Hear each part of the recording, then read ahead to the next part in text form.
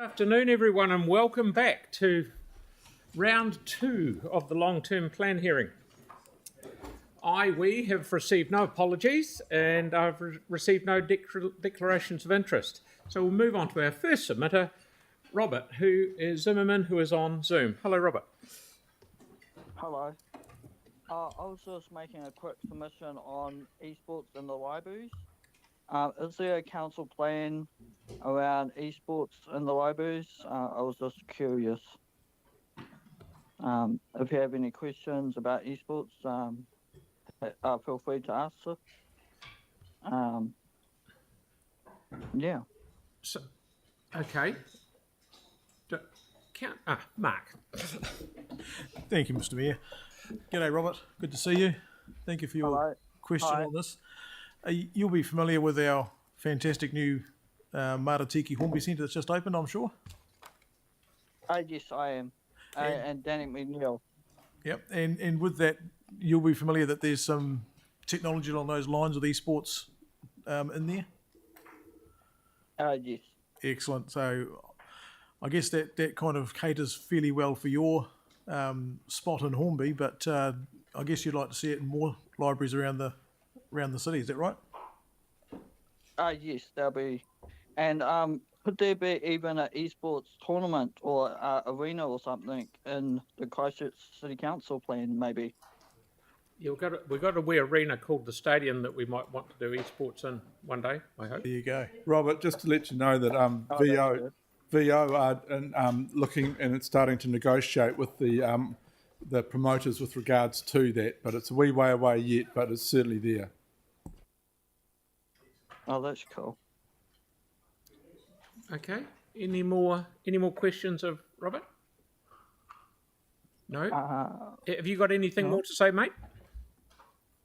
No, that's about it. I don't want to hold you guys up or waste you guys any more time. No, you do. No, it's all right.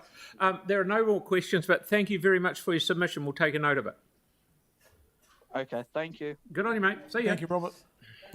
See ya. Bye. Genevieve. Bye. Genevieve, please.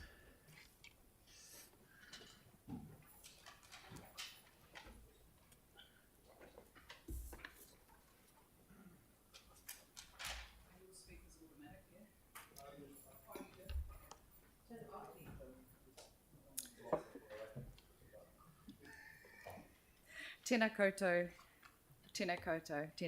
katoa. Ko Genevieve Robbins aho. Noa reira, tēnā koutou katoa. The sea defines us, connects us, and it also separates us. Most of us experience only its edges, the beginning and an ending. An alternative to our landlocked state, an existence to which we are tethered, we might rather be set free. In the words of Philip Hoare, the sea inside. Literally, one of humanity's primary lungs of life, our coastal environment not only provides the single habitat for many endangered species, it also provides communities with a vital resource. Yet, why do we offer so little in protection in return? In our greater city, we not only have the ability to protect, we have a duty to protect. That takes me to why I'm here today, and I am sure a few of you will recognise my face and my voice from the coastal environment. My submission and today's discussion with you requests Council to question the morality and overarching impacts of SailGP and the use of the Ecosystem Fund in the procurement of events such as this and activities that ultimately have the ability to cause harm. Our marine environment faces an increasing number of issues: commercial shipping, sediment, exotic weeds, increasing temperatures, adding to the already accumulated effects we cause to our natural environment, particularly within our coastal marine area, should be avoided. We must all abide by best practice, policy that assists in good decision-making. The New Zealand Coastal Policy Statement of 2010 is prescriptive and very directive. So is the Marine Mammals Protection Act, the Conservation Act, and the Wildlife Act. The Banks Peninsula Marine Mammal Sanctuary, assumed to be fit for purpose, is not. It has the ability to exclude seismic and mining work alone, and that is all. I am here to give an overview of the current anthropogenic threats on our native Hector's dolphins. Since just September last year, there have been 18 confirmed Hector's dolphin mortalities, 15 of which are in Canterbury. 8 of these within the greater Christchurch area and 4 within Banks Peninsula. There have been 11 deaths attributed to fisheries, 10 of which occurred in Canterbury. If you want to see Canterbury listed as a winner, well, we kind of are. Because, as of just last night, Canterbury wins hands down a decent silver, gold medal even, as having 83.3% of all Hector's dolphin mortalities. And that is from the Department of Conservation's latest verified updates. In fact, I'm sorry, I hope I don't go over 5 minutes. In fact, the bonus ball in this lotto win is since 2022, 2 Hector's dolphins have been confirmed as dying from suspected boat strike, 1 in Taylor's Mistake. The east coast of the South Island is habitat to many endemic species, including the New Zealand dolphin, sea lion, seabirds. In fact, Banks Peninsula alone is home to more than 4,600 terrestrial and marine species identified on iNaturalist site. We are pretty famous overseas too, but often for the wrong reasons. While the IUCN has red-listed New Zealand for our lack of protections for endemic species, Dame Sylvia Earle and her Mission Blue Foundation has celebrated the species by creating a hope spot, being the entire coastline of New Zealand as a potential breeding ground for this species. But as we know, a lot can happen in 12 months. Applying unnecessary pressure on a species that simply has no alternative is not something that sits well with me. Sometimes it takes case law to prevent certain activities, such as the Motiti decision, which restricts fisheries in certain areas, or a decent reflection into the detail and provisions of a marine mammal sanctuary. Many people in Canterbury seek increased protections to safeguard the species, and their marine mammal sanctuary requires that when, sorry, I've just jumped a bit, I just see the number ticking away. Do I have like 1 more minute or not? If you keep talking fast. Okay, I'll try. Just as the Bay of Islands has recently done to increase protections, it now requires consents to be granted or declined before an event such as SailGP takes place. Post the March SailGP, many have questioned the ability to protect when it seems too easy to allow such an event. So conversations need to be had here and now, and that's why today I ask for your support in no longer allowing an ecosystem fund or similar funds to be used for the marketing, implementation and procurement of events that have the ability to cause harm to our marine environment. I'll just finish by way of saying one wee tiny bit of a poem. Meet me down at the water's edge and listen intently to its wisdom, for all that you breathe and all that you seek is right there in the cool of that wave. Thank you. Thank you very much. Thank you. Okay, is Kate here, please? So not one question. No, sorry, you've used all, no questions. Oh, right, sorry, very different. You did a very good job. Okay, cheers.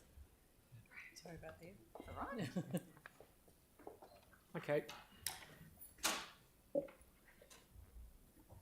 Green means on. Okay. Tēnā koutou, tēnā koutou, tēnā koutou katoa. Mayor, councillors and Acting Chief Executive.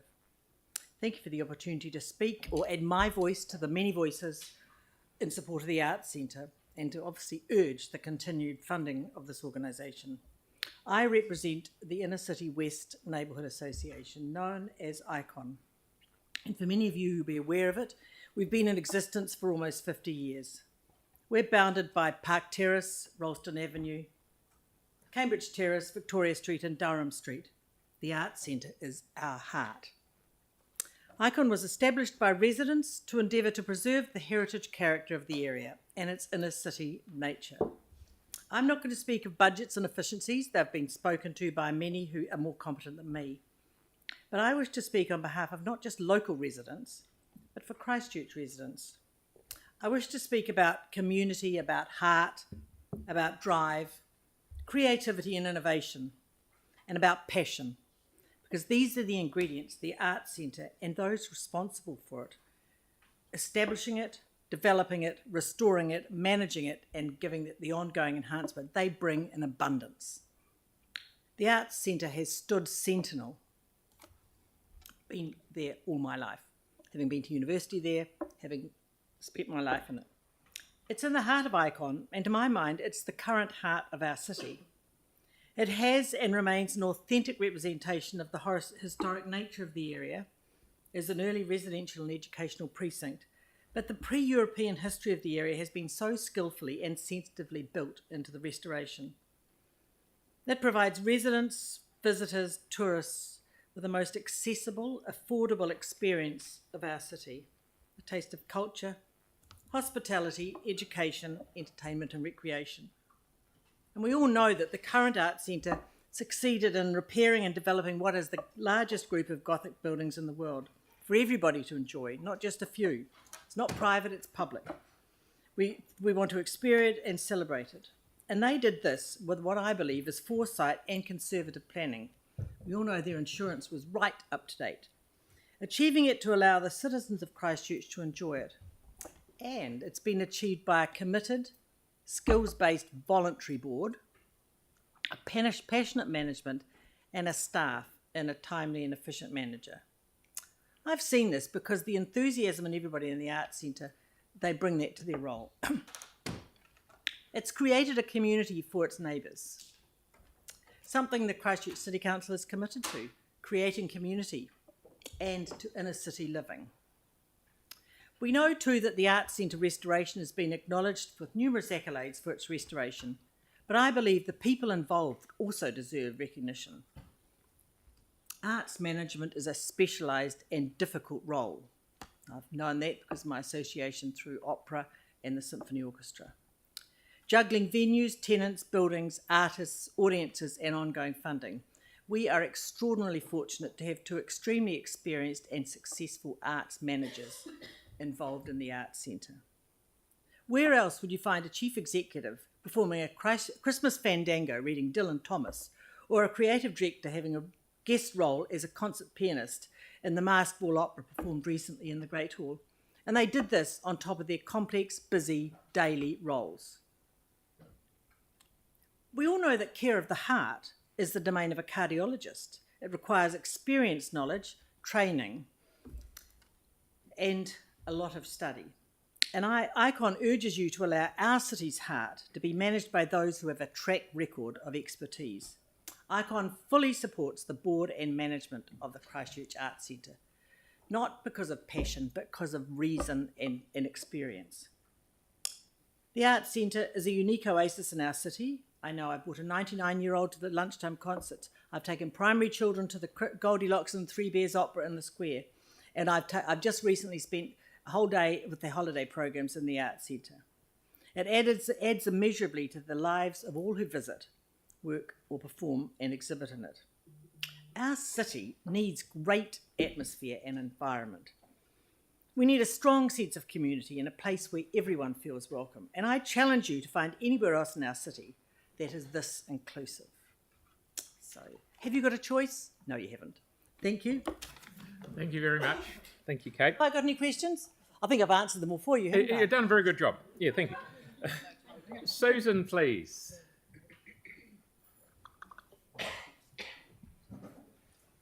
Where have we got? Have we got Susan? Oh, yes, yes, yes. Thank you.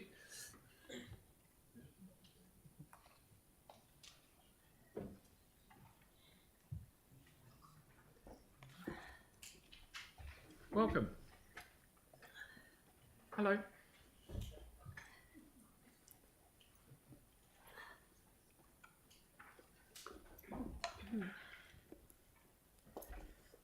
Your Worship and councillors, I have written a short summary of my presentation, which I've been told everyone normally reads. I have suggested in my presentation that councillors pay urgent attention to unhinged RCP 8.5 figures with 1% probability presented as gospel in the 2021 Coastal Hazard Assessment commissioned by Council, which predicts a 1.4 metre sea level rise in 100 years, contradicting the 2020 definitive study by Dr. P. Dennis and colleagues, which predicts a 15 centimetre rise. This will bring some sanity to the 3,000 properties worth 14 billion, which are supposedly at an imminent risk of inundation. Initiate an urgent inquiry into the role of NIWA, which continues to purvey alarmist RCP 8.5 with 1% probability to government and local bodies. X 1.318 billion worth of funding for such climate mitigation immediately. It is based on manipulated data supporting a $1 trillion a year global scam. This will go a long way to reducing CCC debt and save ratepayers from a rate hike. Drastically reduce borrowing from the LGFA with the intention of withdrawing from the scheme completely once $20 million debt is reached, thus avoiding liability for other councils' debt default.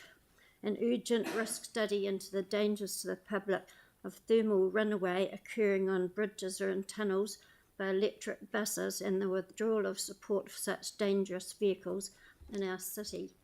Invite Barry Brill, former Energy, Science and Technology Minister, to address CCC on the issue.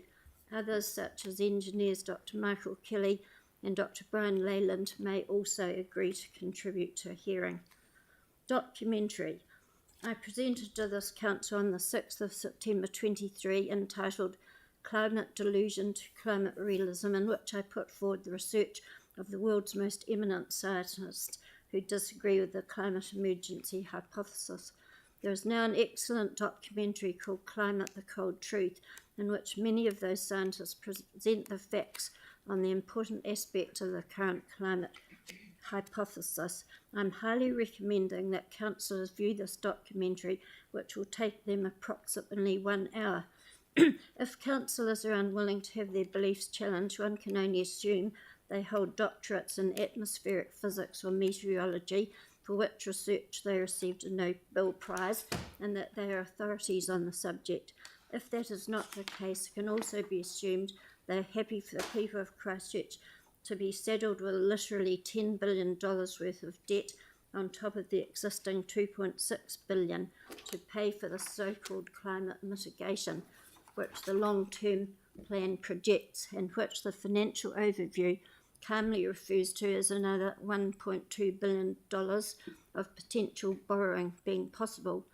I do not think the word contempt is too strong if councillors refuse to have their beliefs in the climate catastrophe challenged, which beliefs in many cases have taken on a cult-like zealotry, and which belief system would potentially condemn the city to bankruptcy.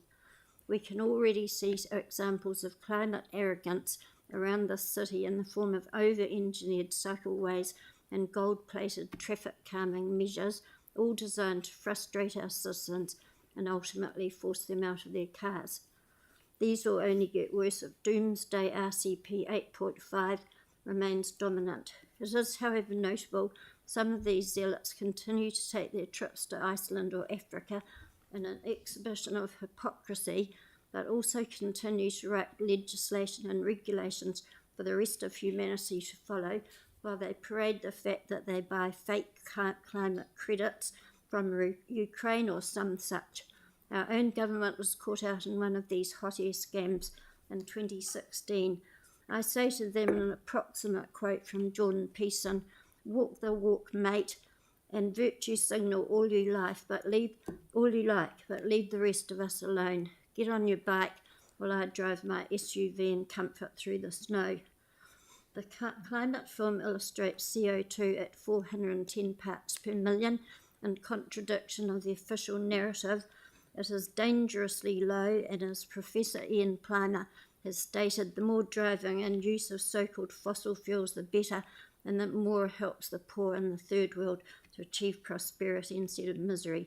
This is the ultimate irony who those who have criticised the Mayor for his extended motor raceway plan, as he is absolutely on the right side of history with this. The more we all drive, the better it is for plant life on Earth. As the greater the CO2, the more plants thrive. For a reality check, CO2 and methane, both demonised in the climate emergency narrative, each comprise less than 1% of our atmosphere. The corruption of science worldwide and the climate scam is a disturbing aspect of the climate emergency narrative, and as New Zealanders would have never believed that our official science would one day not be trusted. However, this is now very unfortunately the case. The good news is there's no need to be alarmed about what we selfish humans are doing to the planet. We're an essential part of the creation, and although we can always do better, we can hold our heads high for the benefits of civilization already achieved. What is there not to like about being good stewards of the planet when we solve actual problems, not imaginary ones? At the same time, relax and trust that Mother Earth... Sorry, Susan, how are we going there, mate? Have you got much further to go? One tiny paragraph. Okay. Relax and trust that Mother Earth in this far corner of the galaxy is looking after us better than we could do ourselves.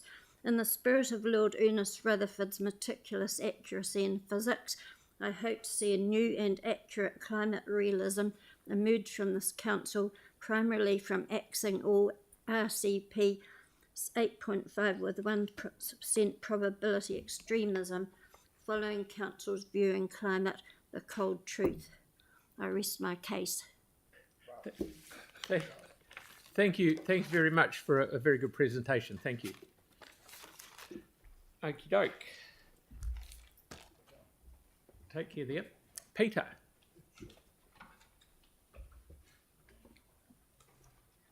How you going, mate? I haven't seen you for ages. No, it's about time we caught up, Mr. Mayor. Well, here we go. First of all, congratulations on all these. I've only been to a few of these, but those great submissions, yes. Particularly like the one about the Arts Centre, of course. Kia ora tātou, ko Peter Becker ho.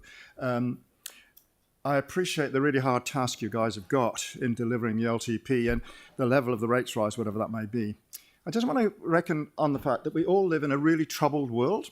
Things are, we seem to be stepping deeper and deeper into tragedy, and people are getting angrier and angrier with one another all across the world. Mm-hmm. There's resentment, there's anger, there's frustration. For some, there's despair. It's a terrible world to be living in at the moment, and we've got to do something about it. We all know that. But also get mirrors in our own community, like here in Christchurch, the same thing goes on. And I guess you suffer from that too. You get stuff online, you get all the other things that go on. Pretty awful. We've got to do better than that. Well, there's a lot of controversy about the Arts Centre going on at the moment. I mean, there's a media furore. What seems to be honest, it seems like increasing animosity between the different sides in this debate. And I don't know which is the right way to be. I don't know what the right way to go forward is. But there are accusations of misinformation, ignorance, and all the rest. But what I do know is what our Foreign Minister, Winston Peters, said at the dawn service in Gallipoli when he used the words of Churchill, jaw is better than war. It does feel like a bit of a war's going on around this particular issue. I'm sure you've got lots of other wars that are going on too. I encourage then that council staff, councillors, Arts Centre, Trust and management actually get together, sit down together in a space together and together give themselves the time to find a way through this rather than sort of throwing rocks at each other, which seems to be happening at the moment. I am sure you are all sensible, wise people. There's a lot of expertise on all sides. Get together and try and work through these issues and difficulties and then come to a solution that will benefit the whole city, and particularly for those of us who care about the Arts Centre. Now, as to that, how we make our decisions in these areas, any of the areas, is always influenced by our values, what we believe in, what gives meaning, value and purpose to us. Well, by Act of Parliament, the Arts Centre is set up to foster and promote arts, culture and creativity.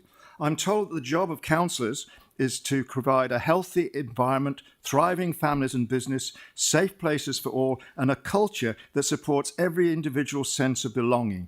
And the Arts Centre is a jewel in our crown in all the issues around providing what is it that gives us meaning? What is it our heart? What makes us human beings about being human? So you've read my little bit, because I'm a priest. You've got a bit from one of our great mystics of the 14th century, Mother Julian of Norwich. Put your mind into your heart, she said, and stand in the presence of God all day. Well, you may not believe in God, but you get the point, I think. Stand in the presence of the things that give value, purpose, and meaning for us as human beings. It's about being human. Or at the best and even at the worst of us, we all yearn for meaning and value and purpose. And that, in its essence, is what the Arts Centre is all about and what it seeks to do and be. That, of course, is also what the Cathedral in the Square is all about. And that's another issue we've all got to face as well, as we know. It's by its very sense of presence. It's where the heart and mind of our city and its people come together. Most of all, it's highly successful restoration of the Arts Centre to its importance to the visitor to our city, but to all of us. We're proud of it. We're glad it's there. We want it to not only survive, but to prosper, and it does. So, gentlemen and ladies, please do not neglect your responsibility to care for what is an essential part of the heart and soul of our city, the Arts Centre. Please restore the grant, or look at the other ways in which you can work together with the Arts Centre Trust. You people and those people getting together and working out. Don't throw rocks at each other anymore. It doesn't help. It really doesn't help. Thank you. Thank you. Is any questions of Peter? Hi. Hi, Yanni. Well, thank you. You talked about not throwing rocks, which is great. Just wondered if you had any thoughts on the cathedral as well. maybe stones or something. Well, of course, you find me as a former dean. I talked in my time as dean as the cathedral is the heart and soul of our city. I still believe that. And I don't know what the outcome is going to be or where we're at the moment. It's a tragedy that we're in this position. You may remember that actually the diocese wanted to pull it down, and it was a pushback from the city and from the heritage people that has got us to this point. Well, I'm backing that. I'm a cathedral champion, trying to raise lots of money, not getting on very well at the moment, doing quite well, actually, doing quite well. But so what's going to happen out of that? I don't know, Yanni. It could be put on hold for a while or whatever. But I actually believe that, and I said at the time when I was dean, when the former mayor and I were out in the square together, I said, the heart of our city has been broken. We will restore it. And I really don't believe that the city will actually truly rise again until this cathedral in the square is restored. It is an amazing place. We're doing tours around there at the moment. And the level of interest and heart that's in the people that come round. They have their memories, they have their hopes, they have their aspirations. The prayers, the laughter, the tears that are soaked into those walls over all these years, we can't let that go. We really, really can't let that go. I have no idea how they're going to raise all that money, or between us, or whatever, but I think it's an essential part of who we are as a city, as is the Arts Centre. Thank you. Thank you very much, Peter. Pleasure. Chris, please.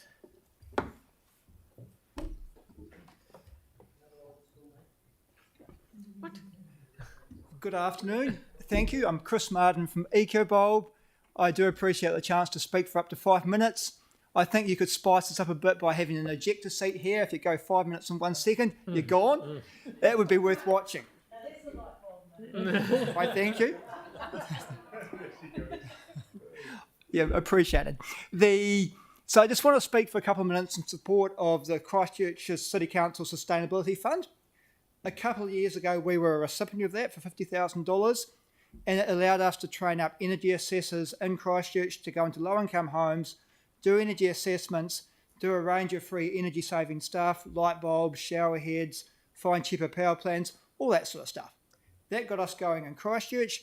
Then Orion came to the party with another $60,000. Then the government came on board with another $140,000. And then the fund came back a second and third time for us. And as a net result, we've ended up doing about 1,000 homes in low-income areas in Christchurch, saving just over $750,000 per year on people's power bills. So worthy stuff. To give you a feel of the potential for that in New Zealand, doing this in every home in New Zealand would do three things. It would save Kiwis $1 billion per year on their power bills. That's B for billion. It would be equivalent of taking Hamilton off New Zealand's grid from a peak load point of view. And it would be equivalent from a carbon point of view of actually completely wiping out all the cars driving in New Zealand for a whole year. So Going back to Christchurch, I think the Sustainability Fund is wonderful, and I'd encourage you to continue it if you possibly can, or ideally make it bigger. And would like to say thank you for the chance to have been involved in previous rounds. So I've got 2 minutes to the ejector seat kicks in. 3 minutes actually. Are there any questions? Rightio. Aaron, then Andre, then Kelly. Yeah, so just a human behaviour question. Yes. When you help people save energy in one field, do you do follow-ups to see that their bills come down, or do they just start then wasting it somewhere else? Because, do you know what I mean? Really good question. So I've got 3 kids. I've been trying for the last 11 years to get them to turn the light switch off. It's very, very hard to make behavioural changes. What we focus on is going in there and doing stuff so that when we leave, we know it's done. If you change all the light bulbs, you save on those light bulbs. If you install an efficient shower head, you save on that. If you switch them to a lower power plan, you save on that. So we don't try and bank behavioural changes. We try and lock in physical hard changes before we leave so we know those savings are there. Yeah. Okay, thank you. Yes, absolutely. Yep. Andre? Thank you. Yep. Are your assessments purely around the lighting? If they mention that they have, if you see other obvious needs in the home, are there others that you can refer them to around things like insulation? This kind Correct. Of So yes, we do. We have some fancy software. We equip our assessors with a tablet. It chugs out a whole heap of information, and then we refer them, whether it's insulation, whether it's heating, whether it's hot water.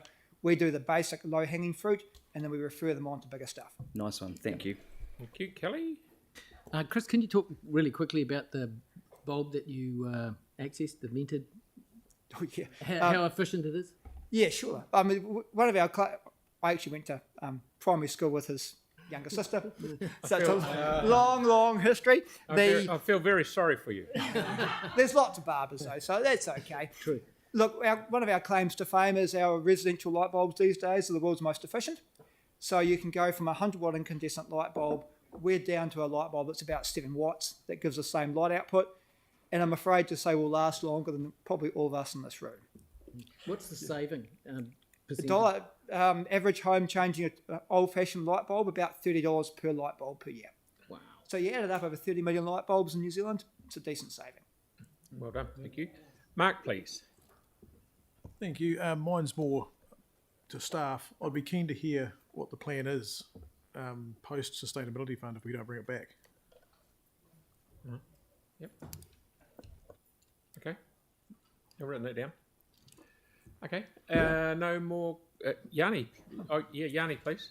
Yeah, thank you. I mean, a really interesting story about a local product, and I just wondered, is there things that you see that we could be doing as a city to support more local manufacturing, local creativity, local industry, and we're just kind of interested in, particularly in your light bulb, and the differences between LEDs that are probably a lot cheaper that come in from overseas versus ones that you make here, or if you don't make them here, ones that you've designed here. Yeah, it's a really good question. I think it's skill is to do what we do best. And what we're doing is we're training up people who are usually unemployed to go in to do energy assessments in homes. So the better skill set is to actually use the people who are underutilised to go and do this stuff, rather than try and become experts in manufacturing light bulbs in Christchurch. Okay, brilliant. Thank you very much. Thank you. Thank you, Chris. Lynn, please. Good to see you again too.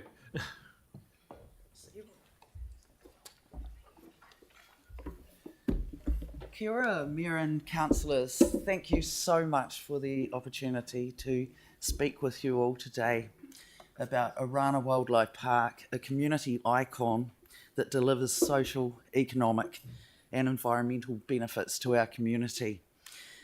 We're home to 1,000 animals representing 90 different species, many of them critically endangered. Importantly, Orana is a conservation powerhouse. New Zealand native species conservation is core to our heart. We are proud to be key contributors to 6 key dock recovery programs for New Zealand taonga species. We've got real conservation work going on right here in our region. A key one is our Kakariki Karaka Breed for Release program. Of course, Kakariki Karaka is Canterbury's critically endangered parakeet. So we're proud to be part of that. A key thing that sets us apart from other major zoos in the country is with 185 hectares of land, we also double as a key habitat for native species. We've got extensive pest eradication programs and planting programs. We've currently got an 8.5 hectare native forest being planted along the McLean's Island road frontage. Over 50 native species live in the park's ground, including in the PowerPoint there you'll see the Canterbury spotted skink, which had been thought locally extinct since the 1980s, and so we're protecting that species right on Orana's land. Exotic species conservation is another core focus. We're a key partner in 20 conservation breeding programs for exotic endangered species from around the world. Many of our community do not have the means to go to the North Island to see major zoos up there, or go to Africa to see these animals, so it's an opportunity for our community to see and learn about these incredible species. Education and advocacy is such a core part of our work. No visitor leaves Orana Wildlife Park without taking home conservation action suggestions, and with our reach to such a large number of people each year, we are contributing to our community following a lifestyle that is more environmentally friendly.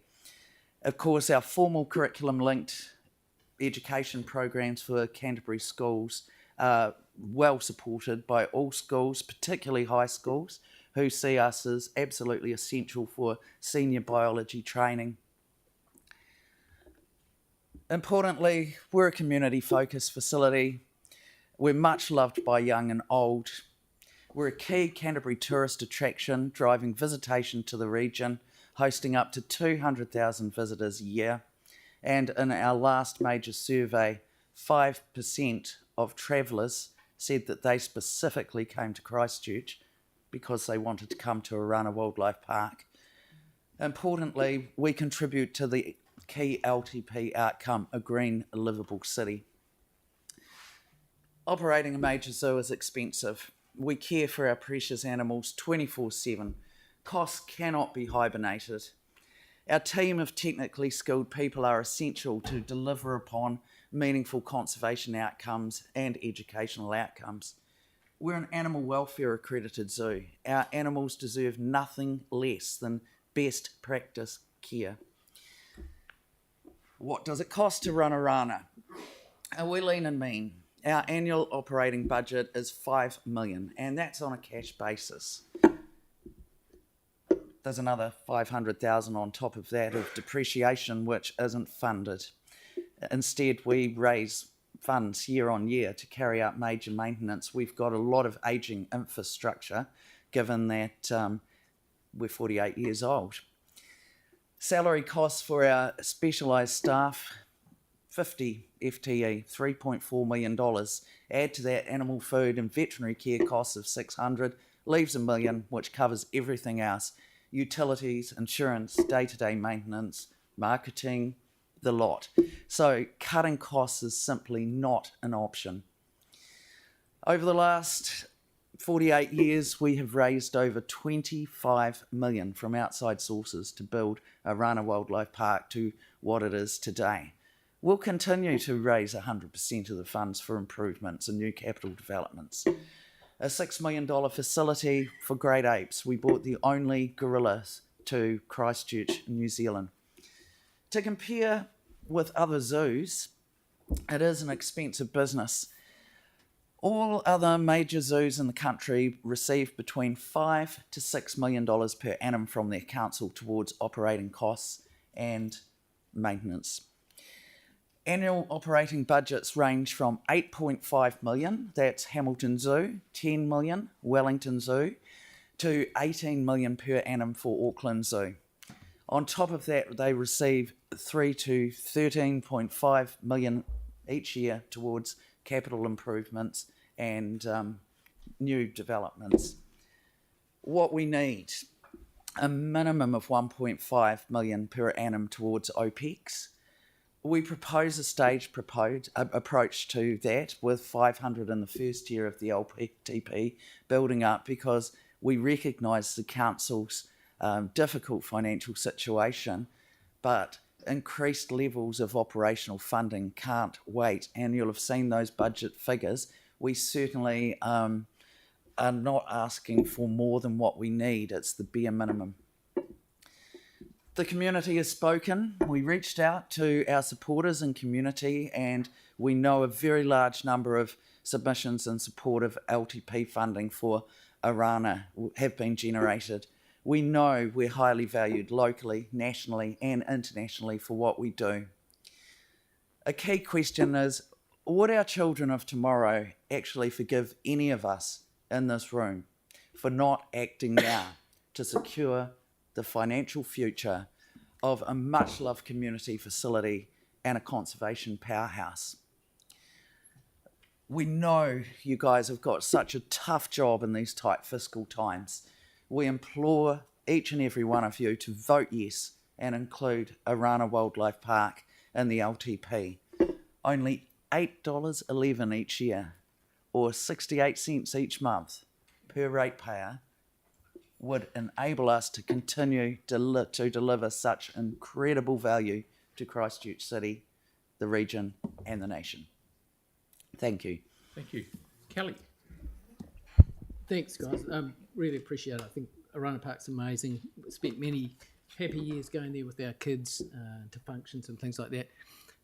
Obviously, times are tough in terms of finances, and especially for the next couple of years. If we were to look at something over the next few years, say perhaps selling some of the excess land that council has, if we were to look and we were able to sort of free up a few $1 million, how confident are you that you guys could invest that and keep that fund sustainable in the same way that we sort of seem to work with the AMP show to keep that going? Sorry, you're looking at selling excess. Oh no, I'm just floating an idea here that we were to sell some council land as an idea to raise some funds to keep you sustained.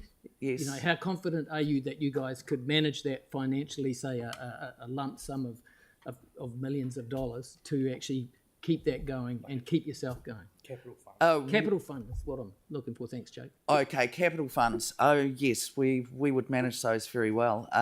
Certainly, we've got a. So yes, thank you. Please bring them on. We. That's exactly the answer. We do actually have a long history of showing very good fiscal management at Arana Wildlife Park. I said in our submission that we're not here in an ambulance at the bottom of the cliff mode, but the financial demise is happening. And with 1,000 animals and 50 wonderful people, we're taking a prudent approach. But we have proven our skills as a team at well-managed finances. Thanks for the work you do, and thanks for your positive approach. Sarah, did you have a question? No, Sam. Oh, Sam, sorry. Hard to tell the names apart when they're scribbled on the Yeah, we are quite different, but not all the time. No, would you get on with the question? Well, you did start it. Lynn, look, first I just wanted to thank you for the way you've conducted the funding issue. I think you've done it in a really dignified way, which is really, really useful. I just wondered, in terms of the, do you have any buildings or anything planned over the next couple of years? Like, do you have any capital planned? Oh yes, we do. Yeah. And I should say, with that, do you have any money tagged for it? I'm just trying to think of a different way. Yeah. Yes, we do. And we've already got $1 million set aside that has been raised specifically for the development of a new New Zealand Conservation Centre. It's going to bring our work up front for the public to view, hatching kiwi, raising Fio ducklings for breed for release, etc. So the answer is yes. So hypothetically, if... No, it's important. I mean, yeah, and the arts, yeah, we gave plenty of time yesterday. So in terms of the... Hypothetically, if we were to look at potentially funding some capital, are the funds that have been donated available to be repurposed into operational costs? Yes and no. We also have requirements placed upon us to renew our annual zoo licence with MPI, and that. Sorry, I'm just meaning for that building you're planning on building, like the people who've Okay. donated. Do you think there's capacity if we were to say, and I'm jumping way ahead, but to Right. go, we could contribute to the building, say through our capital endowment fund or something, and you could repurpose some of the money given to help feed the animals? There is a possibility that we could look into that, and that is the majority of the funds are tagged. Yeah. But there is wiggle room, and that's a very interesting concept that we would like the opportunity to further discuss. It'd be good to get some advice on that. Yeah. Good question. Thank you. Victoria. I might as well finish this off. Thank you, Mr. Mayor. Thank you, Lynn. I see that you're asking for 500,000 in the 24-25 year. Is that in addition to or including the 250 that's ordinarily allocated through the Strengthening Communities Fund? Well, we see it as more appropriate that Arana as a key community asset be included for confirmed funding within the LTP process rather than through strengthening communities. Okay. We know that the Strengthening Communities Fund is a limited pot, and it just simply isn't big enough to provide the level of funding that a facility like ours requires. So no, it is 500 in the first year is not as much as what we need, but we recognise the council's position, and so yes, the ask is 500 all up. So I've got a supplementary to that if I I can. I know where you're going. Which is if you're projecting a loss of 1.5 million and only asking for 500, where's that other million going to come from? Until the further levels of funding kick in, we do have some reserves. It's a requirement of our annual re-registration with MPI for our zoo licence that we set aside 1.6 million for a rainy day fund, and it's raining. So those funds would actually cover the situation until the funding ramped up to 1.5. Okay, thank you. And lastly, Mark. No, my question's been covered by Vic. Good. Hey, thank you very much, Lynn. Always a pleasure listening to you. Thank you very much, and I'd just like to acknowledge the support of board members in the audience that have joined me today as well. Thank you very Mayor much. and councillors. Okay, Carolina, please.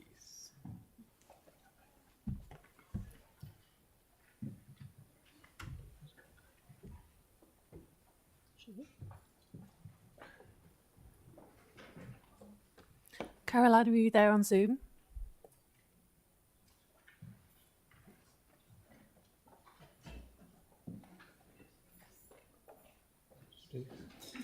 Is it online? Is it? She's online. She was, I think she disappeared. Maybe jump. Okay, shall we do Susan, shall we? Yes. Okay, we're just waiting for Carolina. Susan, please.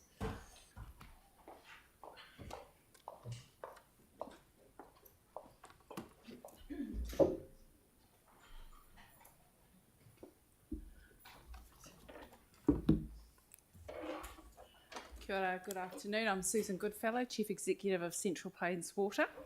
Look, I'll take the paper as read, so I won't read through it. But what I'd like to draw your attention to today is just a couple of key points. And before I go into those, just reminding you where we sit within the broader Central Canterbury area.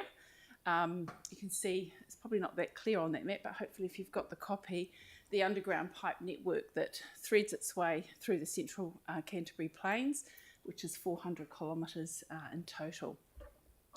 And as you will also be aware, the City Council, the Christchurch City Council and Selwyn District Council are settlers of the Central Plains Water Trust, which holds the consents for CPW to take and use water across that command area that you can see outlined above.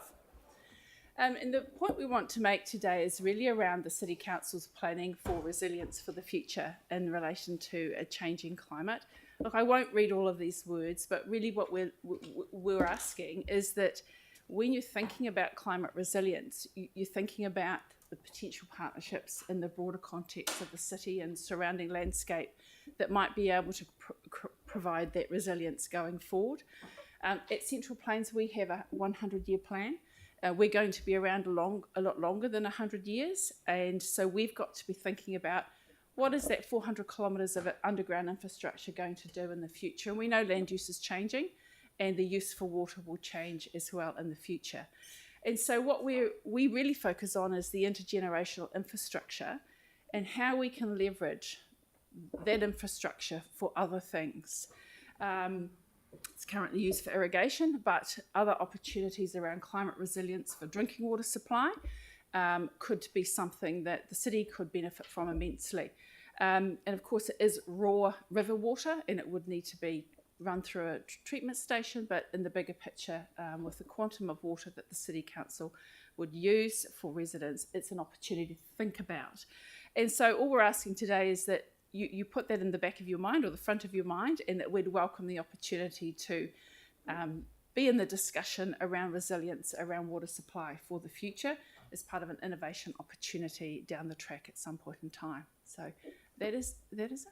That is my ask. No money, just think about us. Oh, you can talk all day. Oh, good. Thank you. Okay. Susan, any questions? Mark, please. So I guess drawing on that a wee bit, are you perhaps talking about the city having discussions about securing some allocation? Oh, look, I think that could be possible. Securing allocation and then the actual network and how we might connect, those pragmatic things as well. Mm-hmm. So I think on both those regards, absolutely. Thank you. So just a quick question from me. So is it just as easy as just hooking on to the lowest pipe and extending it to our city boundary, or would you run a new one? Oh, look, I think that it wouldn't be just as easy. At the moment, we run only 6 months of the year for the summer. But there are ways and means of integrating a portion of the scheme to run for the timing. So I think this is all about the discussion and how do we leverage that for the City Council, but also potentially for Selwyn District as well. Thank you very much for coming in with your suggestion. Okay, thank you. Thank you very much. Okay, so we won't use the cat. We'll just keep going. Hello, Drusilla, please.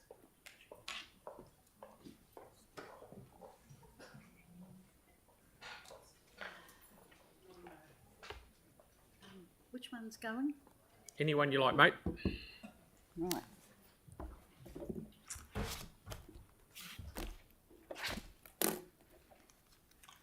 Just get myself organised.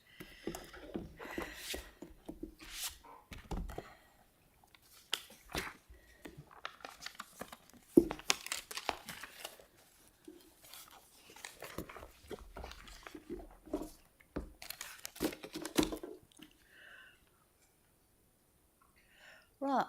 Kia ora. Can you hear me? Yes, yes. I'm actually going deaf in that ear. So, kia ora. Because of the time frame, you received part 1 of my submission. Today I will focus solely on part 2, water. I have a copy here for the Mayor, a copy for you. I'm sorry I don't have any more. One for you and a copy for the Mayor. All right. The first, I'll keep it short and simple. This article was done in the year 222.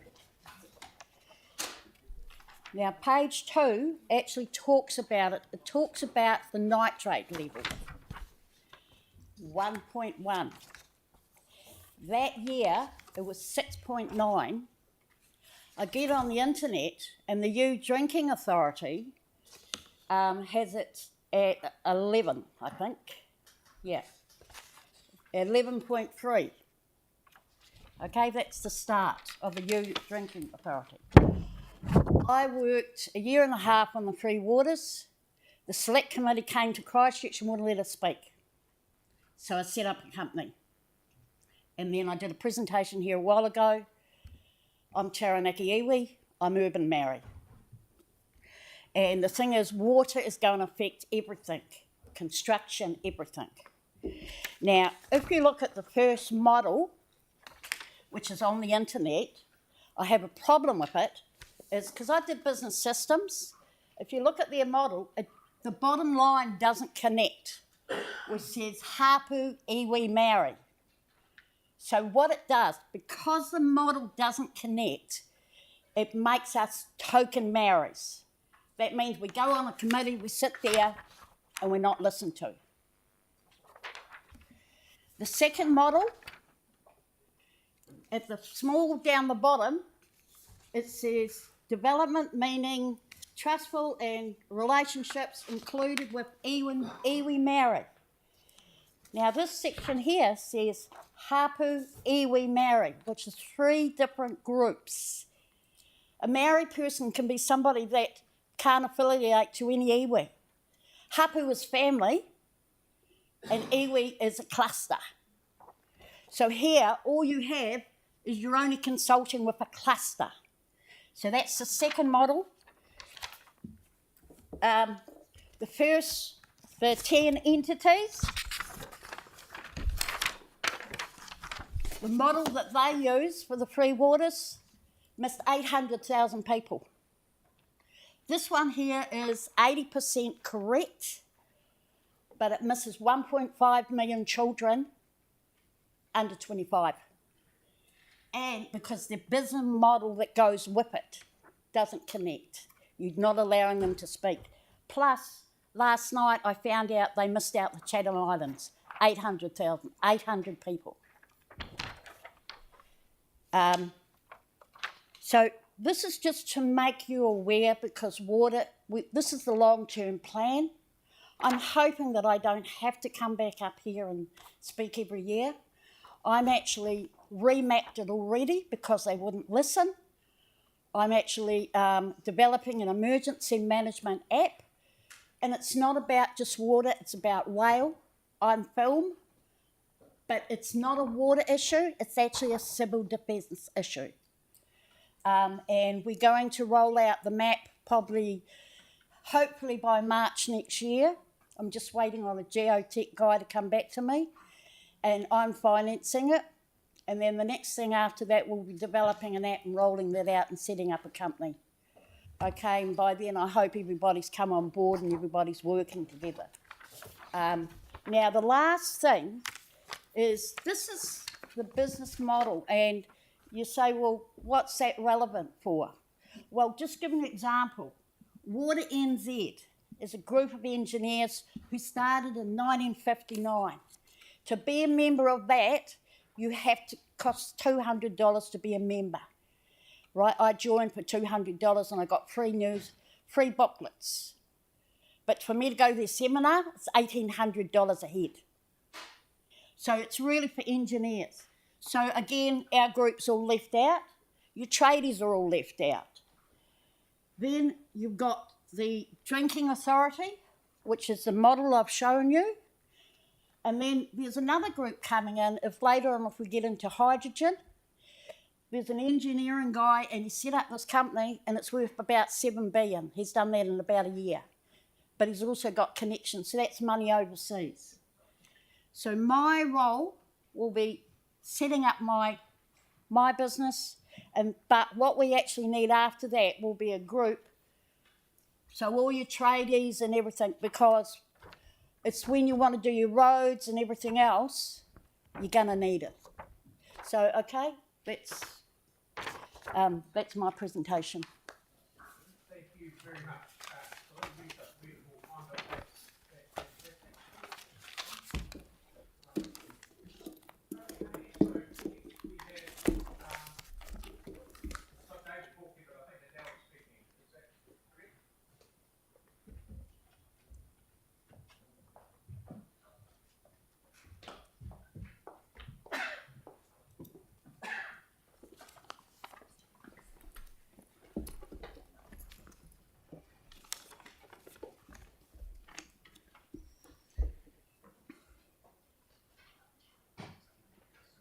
Take it away. Take it away. Tēnā koutoa, my name's Adele Jarratts. I'm the Secretary of the Hallswell Residents Association, and with me is David Hawke, the Treasurer. Thanks for the opportunity to talk to you all today. You will have seen from our submission that we highlight 3 topics. Firstly, some spending where the City Council has done well at strengthening communities funding. Secondly, some places in your budget where you might save money. And finally, where you actually need to spend money. If there is an overall message from our submission, it is this. Past councils have too often taken the easy option. But these options were the expensive option which you are now left to deal with. The most obvious easy option has been to do greenfields development in Hallswell while leaving vacant or underused land around the central city. This has meant that you are now tasked with duplicating all sorts of infrastructure out in Hallswell, and the draft LTP does not deliver, especially when you consider the building consent data released in March 2024. A quick analysis to illustrate how does your draft LTP measure up against the Greater Christchurch Spatial Plan, which Christchurch City Council helped prepare and signed up to. The plan lists 10 aspirations for Greater Christchurch in 2050, and in the context of Hallswell and the draft LTP, we will choose 5 for you today. Less dependence on cars, easy to get around using public and active transport. Fail, too hard to get across the road to get to bus stops, and too many busy roads to ride your bike. Māoritanga is embraced. Fail, Hallswell heritage narrative is stuck in colonial times. We've been working to make a small start on reversing this with seeding funding from the Community Board, but the next step depends on heritage funding, and the draft LTP zeroes this. Access to everyday needs close to home. Fail, especially the area south and east of Hallswell and Sparks Roads. The LTP does nothing to change this for those areas. Streets and spaces are designed for people. Fail, cars everywhere. 5, equity access to resources. Fail, because of busy roads, children cannot walk to school and old folk can't get to a bus stop easily. As you will have seen, we have laid out specific changes you can make in the final version of your LTP that addresses these issues as they apply to Hallswell. Thank you for listening. Kia ora. Okay, so I've got Mark started and then Yanni. Thank you. One quick question. You've suggested that we do away with the Cars Road relocation funding. Have you spoken to the Kart Club about that? Do you want me to answer that? Yeah. David? No, we approached the Office of the Chief Executive and Mayor and asked where they were at in terms of their consent application. And because at the last version of the LTP, there was a sort of pending thing, and we were told that nothing has changed. So I don't think it's up to us to talk to the Kart Club. It's actually through a council process, because council has given a lease until 2054, something like that. Yeah. So. Okay, that's cool, because I actually happen to have spoken to one of the officers at the Kart Club. So. Thank you. Yanni, please. Yeah, thank you. Just to acknowledge your request around supporting community boards to be more engaging, which I welcome. But I was particularly interested in your discussion about separated cycling infrastructure, saying that that you said as a priority, you don't want it delayed. I was just wondering if you had any concerns with what's proposed. We've been told that we need separated single direction cycle lanes, and when I look at down Hallswell, I see shared paths and bi-directional cycle lanes on one side of the road. So I just wondered if you've had any input into the design and have got any concerns about the safety as is being proposed. Yep, David, take that one. Yeah, I think really where we're coming from, so if you look at the cycling infrastructure that's there, that's bi-directional, so that's Quarryman's Trail along Hallswell Road, And that actually, so far as I'm aware, has not led to any issues. So where we're driving at here is the, I'm not sure which one you're particularly referring to, but there was a Hallswell-Hornby connection that's just disappeared off the LTP since the last time we revisited it. I think those sorts of things are details. You look around the city and there's single direction, there's bi-directional, but the key thing is to actually get in some separated cycling and cycle lanes, cycle ways rather. With which side of the road, I mean, whether they're two-way, one-way is neither here nor there. Referring to page 5 of your submission, the Lincoln Road PT improvements, including proposed timeline and separated cycling infrastructure, but it's not separated. And we've been told in the past that those designs are really dangerous. So I just was interested, but that's okay. Like we can.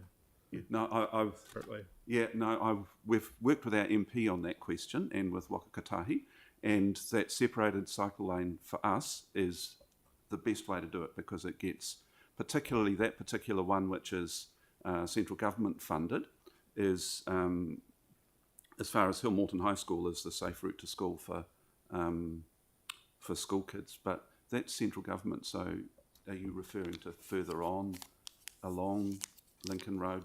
Yeah, I mean, when got to get going, mate. Thank you very much for your time. That's brilliant. Thank you. Thank you. Okay, so now we've got a joint one. Leslie and Andrew together are going to talk about the same thing.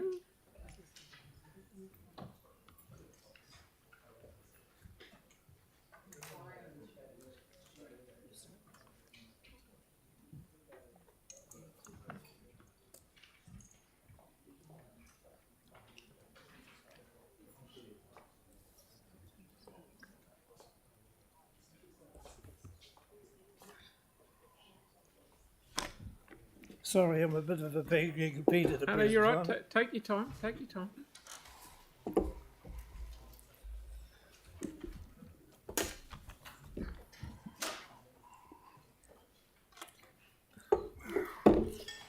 Good afternoon, everyone. Oh, Leslie. Sorry. Hi. Kia ora koutou. My name is Leslie Willoughby and I'm here to talk about Waian and Hulbert Street in Linwood North and the recent Waitai Coastal Burwood Linwood Community Board 8th of April meeting decision to remove the Waian and Hulbert Street renewal project from the CRAF program. This project was originally approved by the previous Waikato Linwood Central Heathcote Community Board on the 13th of April 2022. What we're asking today is that the Waian and Hulbert Street upgrade renewal is returned to the CREF program project, or that the council LTP funding be brought forward to continue on with this project. The decision to remove this project from the CREF funding was approved at the recent community board meeting on the 8th of April, to which we were given no notice of this topic being on the agenda, and secondly to only receiving this information about the removal on the Friday the 19th of April, 11 days after the decision was made. It was recommended in the email that we could make a submission to the LTP, which was closing in 2 days' time. The renewal project for the upgrade of Waian and Hulbert Streets has been a long drawn-out process dating back more than 20 years and should have been done long before the earthquakes. It is only getting worse and more expensive. During this time, our project has landed in various council schemes. Anyone who has assessed the road condition and written reports over the years has noted comments like multiple failings, degraded, Waian Street has reached the end of its life and needs to be replaced. Noted from the email received from the council regarding the costs being significantly over the project budget and the factors contributing to this being the presence of coal tar protecting the existing culvert and significant drainage requirements. None of these factors are going away, and in the meantime the cost continues to increase. The project scope included replacing existing curb and dish channel, widen footpaths, provide safe pedestrian crossing facilities, modify the road width and layout to support the residential nature of the street and the proposed 30 km/h speed restrictions. The project timeline consultation January 2024, Scheme design complete March 2024. Construction start date is by October 2024, and the project delivery to be completed by the end of June 2025. We received public information about consultations in May 2024 with the information Way Safer Streets in Linwood. Tell us what you think. We welcome your submissions. Have your say. So I did. I emailed the council engagement team, thanked them for the council's decision to make improvements to the Linwood area and asking that we could have some input into the renewal project. The engagement advisor replied with thanks for our interest and enthusiasm for the planned renewal, and that they welcome the opportunity to work with local residents as our insights are essential to the success of the project. Inclusion into the CRAF process saw us finally getting somewhere when some residents were invited to a meeting hosted by the Council Project Engagement Advisor in September 2024. This meeting was attended by Paul McMahon, Jackie Simons, Yanni Johansson, Project Engagement Advisor, Project Manager, Design Consultants and 4 street representatives. It was a positive meeting. They listened and engaged with our comments and thoughts, although full funding was mentioned as once again a potential hold-up, but we felt confident that the next stage of communicating with the wider street residents would go ahead early in 2024. Again, we waited patiently for a response from the council. Then on Friday, the 19th of April, I received an email referring to the community board, which took place on the 8th of April, 11 days prior, where the Waian and Holbert Street Renewal Project was removed from the CRAF program. We were given no notice of this agenda item and are offended that the community's views were not able to be heard before a decision was made. We have since listened to the community board meeting, and a staff member has asked whether the community has been notified about this proposed decision, and we are again offended at their response that the community didn't need to be notified. My understanding is that residents have the right under the Local Government Act to be heard and informed. Do council departments communicate with each other and work together? Even though the CRAF program was in motion, of concern in late 2022, the road was partially resurfaced. I say partially because they only do a strip down the middle. Within 3 weeks, this was ripped up and relaid. We were advised that the first lot hadn't been laid properly. Why didn't this team of repairers know about our place in the CRAF project? And what a waste of funding. Maybe these sorts of activities are what has blown out the budget. So what we're asking today is that Waian and Holbert Street upgrade renewal is returned to the CRAF program project, and that consultation on the design commences as soon as possible, given the work already done, or that the council LTP funding is brought forward so that this project can continue with additional funding similar to what has been done with other projects that have been over budget, so that progress is not lost and costs do not increase further. Thank you for your time today. Okay, and Andrew, please. Good afternoon, everyone, and thank you for the opportunity to submit the Council's long-term plan. My submission refers to the work needed on Waian and Holbert Street in Linwood, a project that has now been constantly put on the back burner for years now. My name is Andrew McDougall, and I have been a resident in Waian Street for 57 years. The slides I have submitted show photographs of the poor state of the pavements, a press article of the 25th of April, and a slide of last year's annual plan, which shows the intention to have completed this work earlier. My neighbour and good friend Leslie Willoughby has given you concise information on where we are currently with the Waian and Holbert Street Renewal Project, and on the long history of the project which has kept us living in hope since last century. We were really getting excited and something was happening at long last, and had been looking forward to participating in the consultation which we have believed was due in March of this year. Instead, we were absolutely astounded when we got a mail on the 19th of April saying that the project has been withdrawn from the CRAF funding of the Waitai Council Burwood Linwood Community Board on the 8th of April. As my neighbour Leslie has said, this decision, compounded by the further decision not to inform the resident, has left us feeling that we are being treated with contempt. In fact, I was so upset at this decision, I decided to write a letter to the press expressing my disgust at further delays. Instead of printing my letter, a journalist asked if she could interview me to write an article about our concerns. She did that, and the excellent article was published in the press on the 25th of April. I commend you to read it.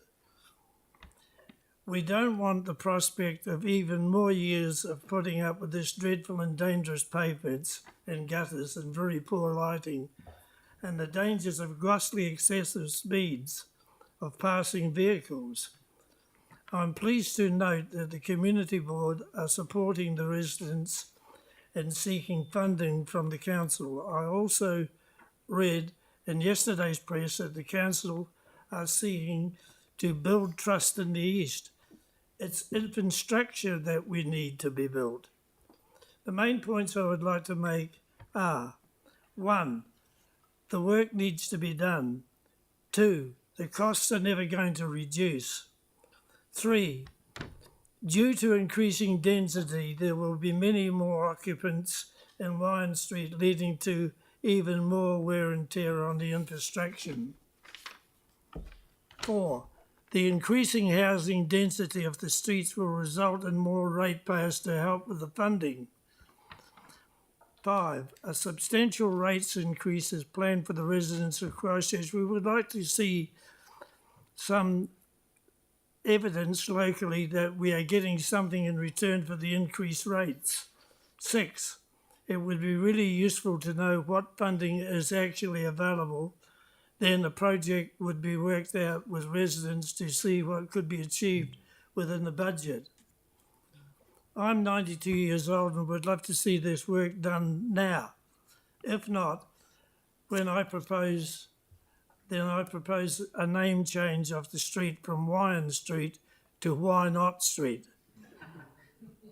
Thank you for your time listening. Thank you very much. Now, I've got one question which was real early with Tyler. Kia ora. Thank you so much for your time. What a great presentation it was. I just wanted to just flag to staff just to use this as a question point, just to see some options on what their requests were. Thank you. Thank you so much. Okay, thank you very much for coming in. Take your time getting up. Thank you.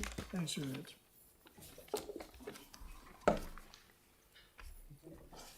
Phil, just thinking about that one, could we also in that advice come back, if it can be earlier, see whether we've got any underspend in transport that may be something we can bring to council or finance performance to speed up?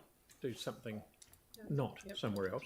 And yeah, like it would be good to just get some, if the advice can come back earlier than the LTP, it might be something we can do in this year's budget, perhaps. Yes. Yeah, so I was going to do either a petition or a notice of motion, but it would be good to get the advice. There are council resolutions to get advice on how we can accelerate the craft. Obviously, this is a funding issue as well. Yeah. So, yeah, I mean, whatever process, but as you heard from the residents, we're supposed to be consulting now. They've already done some engagement, and regardless of the funding situation, why cannot the consultation continue to come up with the scheme design? And so it's probably one of those we're ones just that losing needs to be months picked up. otherwise. Yeah, we've got it. Yeah, we've got it. Sorry, if we're going to look though at this underfunded SURF project, can we have advice on what the cost would be to do all the underfunded SURF projects? No, it's not a SURF project. It's a CRAF project. This is the acceleration funding, and I think it would also be good to get some advice around our obligations under the Local Government Act in terms of engagement. Like it's pretty concerning to hear what we heard. Got it. Yep. John, please. John Curry, thank you.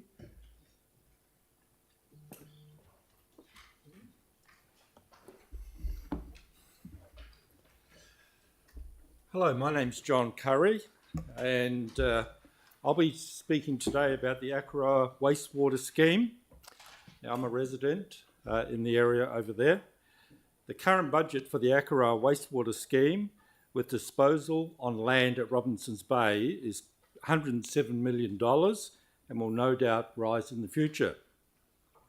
The Robinson's Bay option it was adopted instead of a harbour outfall option because of Ngātahu concerns regarding traditional Maori customs for the disposal of human waste. So I would like to respectfully address those concerns and propose that the harbour outfall option meets the underlying health and environmental basis of traditional Maori practice. Now, the burial of human waste by pre-European Maori was a common sense health practice. It was to protect the health of people living in villages, and also it was to protect food sources. It was the best approach available at the time, and it's the basis of the cultural practice. Now, we can't apply that cultural practice in the same way today. The populations are far too large, and the amount of waste generated, the land wouldn't be able to sustain it or be able to process it. However, my contention is that the underlying intent of Maori cultural practice is achieved or met through modern waste treatment technology. Now, I was a member of the Community Reference Group for the Akaroa Wastewater Scheme back in 2021 and 2022. So I got to see firsthand quite a bit about how the scheme was being designed and how the waste Akaroa sewage would be treated. The solid waste was going to be removed, and the remaining wastewater was to be filtered and then UV exposed to kill the pathogens. So it was to be treated to a very high standard. From a health and environmental perspective, it was fit for release into waterways, including Akaroa Harbour. So a modern sewage treatment plant is the present-day equivalent of passing human waste through the land. The remaining wastewater has been cleansed and it is fit for release into waterways. Now, there's another somewhat related issue, and that is biological waste caused by fish farming. Now, as many of you probably know, there is a salmon farm in Akaroa Harbour, which is a cause of some environmental pollution. Now, fish farming, if it's very intense, can be highly polluting, and this is why it is regulated and monitored. Now, from a biological perspective, there's no great difference between human body waste and animal body waste, including fish. Now, there is no traditional cultural issue regarding fish farming in Akaroa Harbour, but I think it's probable that the current environmental pollution caused from the salmon farm in Akaroa Harbour is far greater than any negative environmental effects that would result from the release of highly treated wastewater via a harbour outfall. So in conclusion, a harbour outfall for Akaroa wastewater is the most practical, sensible, cost-effective and environmentally responsible option. It will also save council and ratepayers millions and millions of dollars. Thank you. That's good. Melanie. Are you asking really for the hearing? Hi. Are you asking for the hearing to that whole process, because it's been through that process? Are you asking for that to start again? From what I understand, developments mean it probably is going to come up again. It's going through a consent process, but there are some issues that have come up through that where the amount of wastewater that's going to be generated is far higher than originally anticipated. So there's a number of issues that are, I think you're going to hear about them next week from the Friends of Banks Peninsula and the Robinsons Bay Ratepayers Association. Mm-hmm. Yes, you're right. Yeah. Okay, any other questions? No, thank you very much. That's very clear. Thank you. You're welcome. Okay, Kyla, please.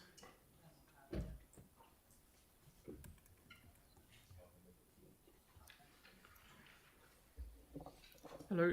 Hello, good afternoon, councillors, and good afternoon, Councillor Moore, who's a representative of the Hallswell area for council, and I'd just like to say has done a wonderful job in keeping our area engaged and informed, and hence why I'm sitting before you today.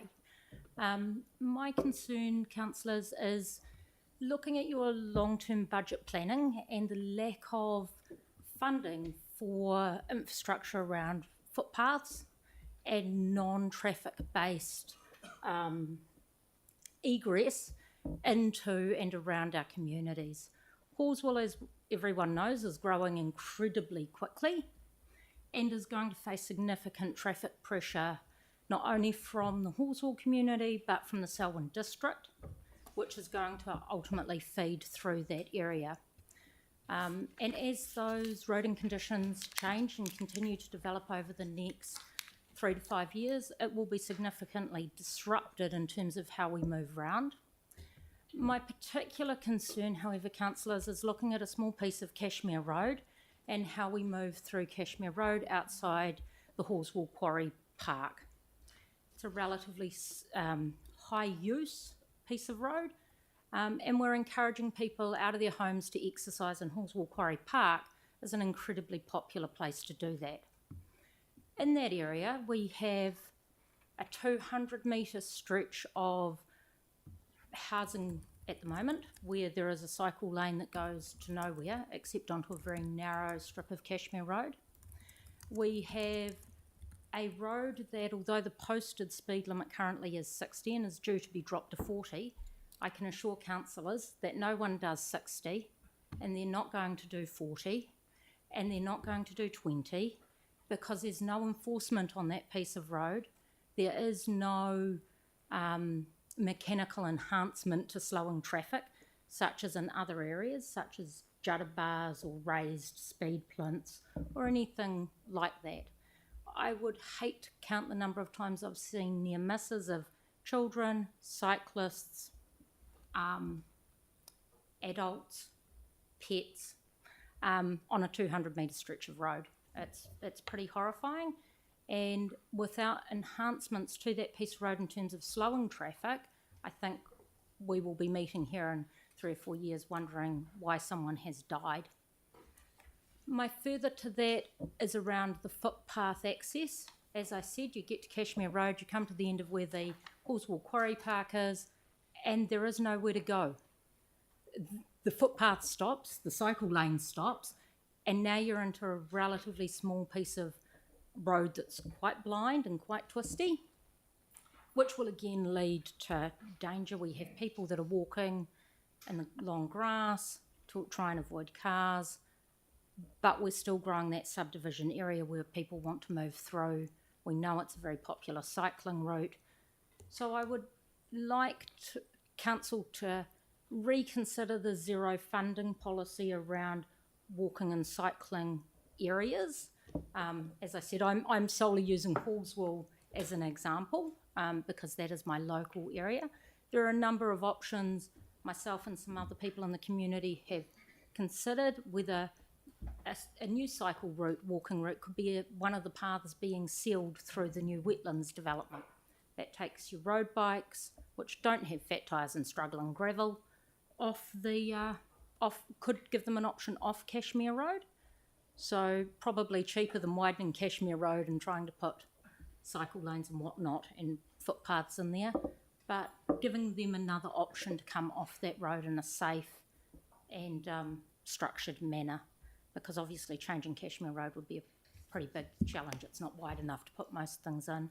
The other thing is around cycle lanes. I think they're poorly defined in that area, so much so we have Christchurch City Council vehicles parking in cycle lanes. Worse than that, we have Christchurch City Council cycle-related vehicles parking in those cycle lanes because they're just a white line that might have a cycle painted on them 100 metres away. But if you've just turned around to stop, it's just a white line. It actually has no definition.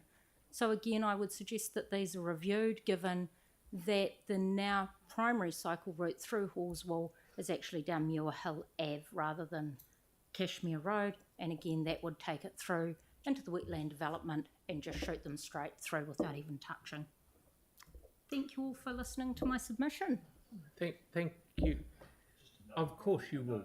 Yeah, far away, mate. Just noting, I'm sending councillors an image showing the issue at Cashmere Road, and when it brought the mayor there, within a few seconds, you see quickly a car trying to share a road with pedestrian and cyclists at the same time. There's not space for them. That's a bit going up that hill. Yeah. Within a few seconds of us parking up, we see an example. It doesn't take long to see it. Thank you.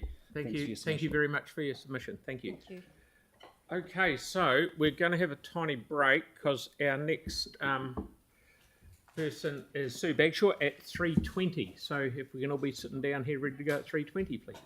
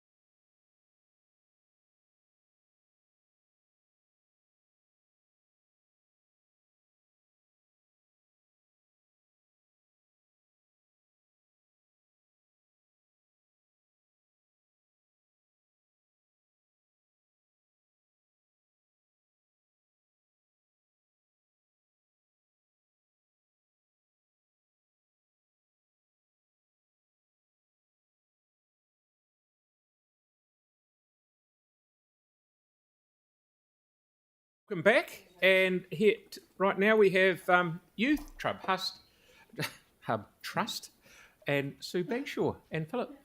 Welcome. Good, very, very good to see you. Well, ngā mihi nui for having us.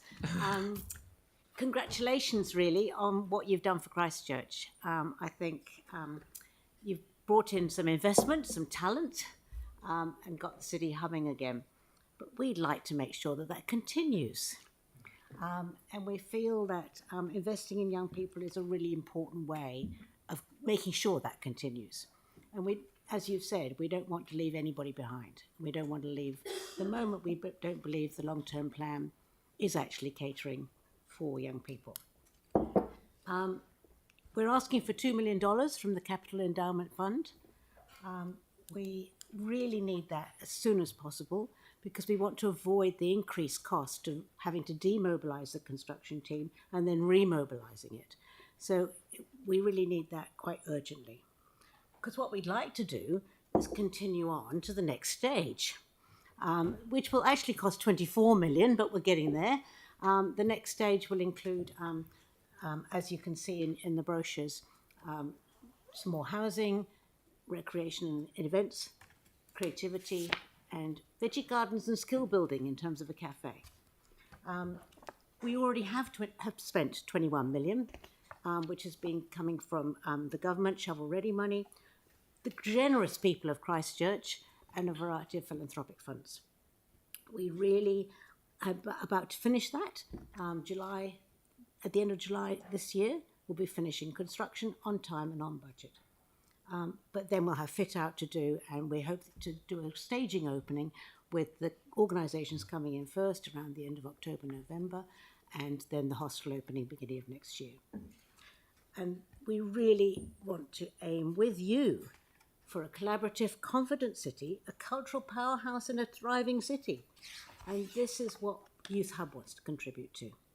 And we want to make sure that we're a prototype for the rest of the country, so that Christchurch, again, leads the way, innovative and creative stuff. We need, I know it's really hard for you guys to decide, you've got so many presentations, but we feel this is a must-have, not a nice-to-have. So thank you and look forward to your questions. Alrighty, questions? Tyler, please. Thanks, Sue. Professor Phil, good to see us. I actually was going to raise this in the long-term plan deliberations back when it was drafting up, and I was hoping for a capital investment into the Youth Hub. But now staff have come back to us and said that they're going to work with you in applying for the Capital Endowment Fund. Are you currently in the process of applying for it, or? Yes, yeah, okay. Absolutely. And that's just to be clear, that's of $2 million as a whole in one go. Yeah. Cool. Thank you so much. Thank you. Okay. Any more questions? So stage one is finished. Well, sorry, will be finished by June. End of July. Yeah. So this is for continuing on with stage two.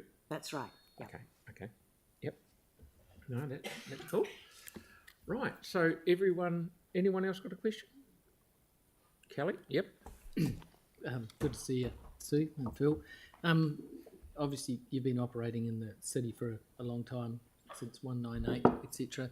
Are you seeing a much greater need these days?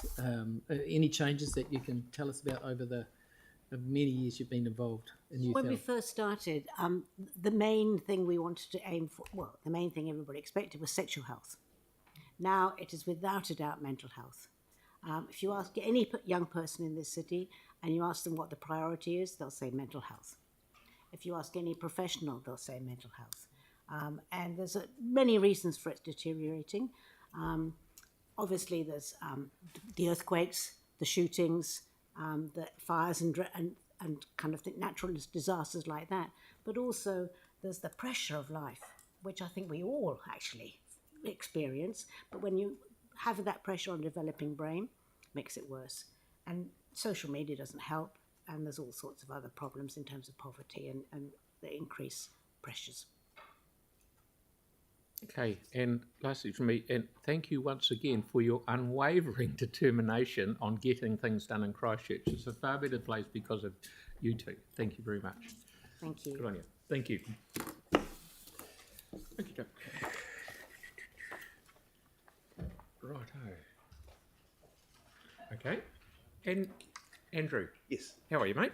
Good, thank you. Kia ora koutou. Ko Andrew Skulzaho, and I'm presenting on behalf of Stefan and Bernie Gabahua Hui of 54 Clifton Terrace, Sumner. It's a very discrete issue of the disposal of 1 Kinsey Terrace, also on Clifton Hill. Now, the predicament for Stefan and Bruni, they wished they could be here to attend this meeting in person. Unfortunately, they're currently out of the country on work commitments, and I can only hope to do justice to their plight. In essence, they've experienced 30 years of growing concerns over access to their property, which they've been trying to address for a number of years, and which have been amplified by the earthquakes. Since the earthquakes, a viable solution has actually been staring them in the face in terms of access over, or potential access over, number 1 Kinsey Terrace. But frustratingly, there's been no ability to realise that, firstly because of the Crown's ownership, and then, of course, the delayed transfer to the council, and obviously the issues of long-term options for the property. And now, I guess they're faced with the possibility that the solution may be permanently denied if it can't be enabled before number 1 Kinsey Terrace is disposed of, if, and we think it's probably potentially a big if, the council decides that. And now their submission contains a detailed summary of the situation, and as it makes clear, Stefan and Bruni see this process as their last chance to secure a reliable and safe access to their property.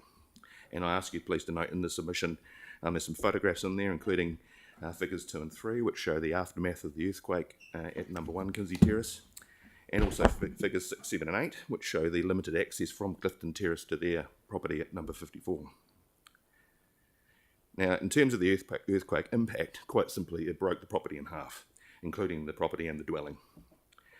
And moreover, the earthquake still lives with Stefan and Bruni, as detailed in their submission in terms of delays with what they've been able to do with their property. And they also consider there's a real likelihood that if it occurred again, i.e. an earthquake, number 1 Kinsey Terrace and any development on it would suffer in a similar fate. And they ask, is that a justifiable risk? So in the submission, Stefan and Bruni have identified 3 options, and they're detailed in the relief. I don't know if you want me to go through all those options now. Essentially, it's council retains ownership but sells just an access way. Council sells the property. Both these options would be subject to independent valuation. Sells the property to Stefan and Bruni, and then they would be able to create the access way, obviously. And the third, that if the decision was made to sell it on the open market, that an access way be created, or a shared access way be created prior to the actual auction of the property. Now, options A and B are the preferred options, and it's noted that all options do involve, or still involve, a return to the council. However, the preferred option comes at a reduced long-term risk, and importantly, Stefan and Bruni are not trying to get something for nothing. As a worst case, a shared driveway could be provided as it did previously exist, even though it wasn't actually able to be put through to their property. And if the council decides it wants to enable what we think is a risk of another dwelling on 1 Kinsey, that's a viable option. So if indeed this is the last chance, the impact for Stefan and Bruni of a sale without provision for an access to their property would be severe and signalling a probable end of their dream to actually return to number 54 Clifton as their permanent and relatively safe and more secure home. Meanwhile, we think the cost to the council would be negligible. The materials in terms of the LTP materials does indicate that proceeding with all the land disposals, which represent 1% of the council-owned land, will have no effect on the level of service in the LTP, and any cost could potentially be viewed as a bit of a reduction in what is something of a windfall in terms of the sale of the red zone land. Because we say the property in question is undeniably risky. The extent of the risk may be debated, but there will always be a risk, which experience shows could have a significant impact. And finally, it can't be overstated how profound the outcome of the council's decision on the disposal of number 1 Kinsey Terrace will be for Stefan and Bruni. And they ask that the council recognises that proceeding, as they suggest in their submission, is the fairest and least risky option for them and for the council. Thank you. So, question from me. So, Is their house repaired now or not? Or I'm just missing. No, not yet. No, okay. There's still work to be done. And they don't want to do that until they know they've got proper access. Is that? That's a part of it, but also in terms of just access to the site to get the repairs done is in fact a major issue in terms of the actual alignment of their property and how you can actually get to it other than through One Kinsey Terrace, and in terms of their future plans. And the piece of land that you're talking about is some red zone land that we've inherited through one way or another, and there's nothing built on it. It's totally empty. No, there's not. Yeah, I can see it there, but I'm just trying to get my head around it. Okay, thank you very much. I'll go and have a look. Thank you. Good on you. Very good. Any other questions? Okay, so Phil, Marcus. So just with requests like that, sorry. Are staff just going away to make some notes and come back to us on those? Because they're not really big LTP decisions. No, it's something that can be done. It's good that it's been brought up to us. Yeah. But So every single submission has been allocated to a member of staff to look at. Right. And for advice to be taken, or if it's possible to put it into effect before waiting for the LTP. Obviously, we would do that. Right, so we'll hear back on all the requests to purchase bits of property that we currently spend a fortune maintaining. Requests. Yep. Thank you, Aaron. Thank you. That's not just the herd ones, that's all of them. Yes, yep, that's correct. Thank you. Balls inspector.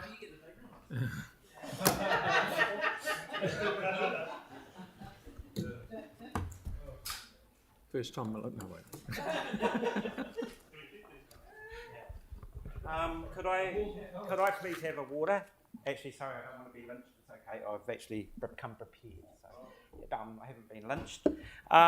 Look, I just want to hand these out. These are a list of traffic jobs around Hornby that we've brought to you over many years, and none of them have been.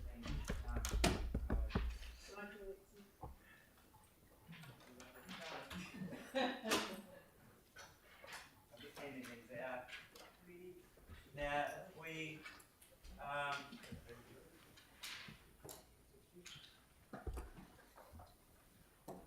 before I start, I just quickly want to acknowledge the councillors that come out to the Maratiki opening. I think Councillor Hincock, Jake, and also Yanni come out.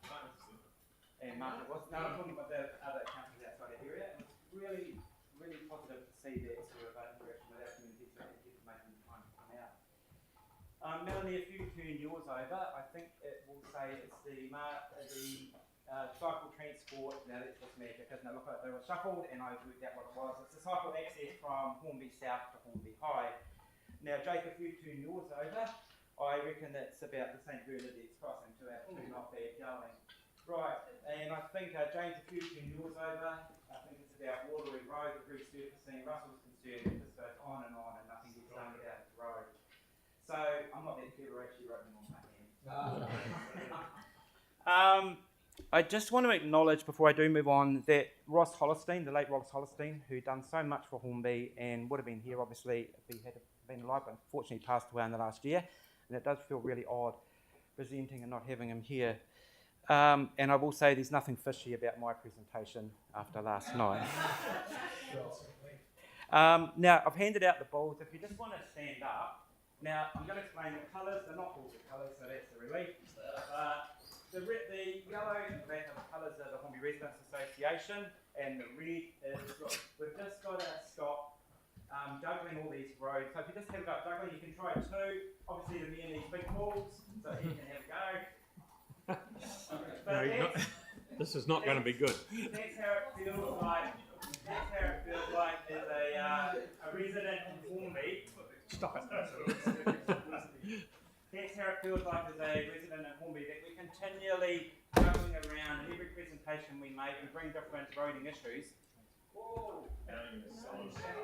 If anything was to come out of the long-term plan for Hornby, what we'd like to see is a real good in-depth study done of the roading network in Hornby and what is needed going forward. So I'm asking for nothing out of this long-term plan other than some funding to allow us to get that report commissioned. We hear there's a report, but I think the public really needs to be engaged in that consultation process and get the public brought in to what decisions are made and a priority list done, so that come the next long-term plan, we can start presenting off that priority list rather than coming with different things every time.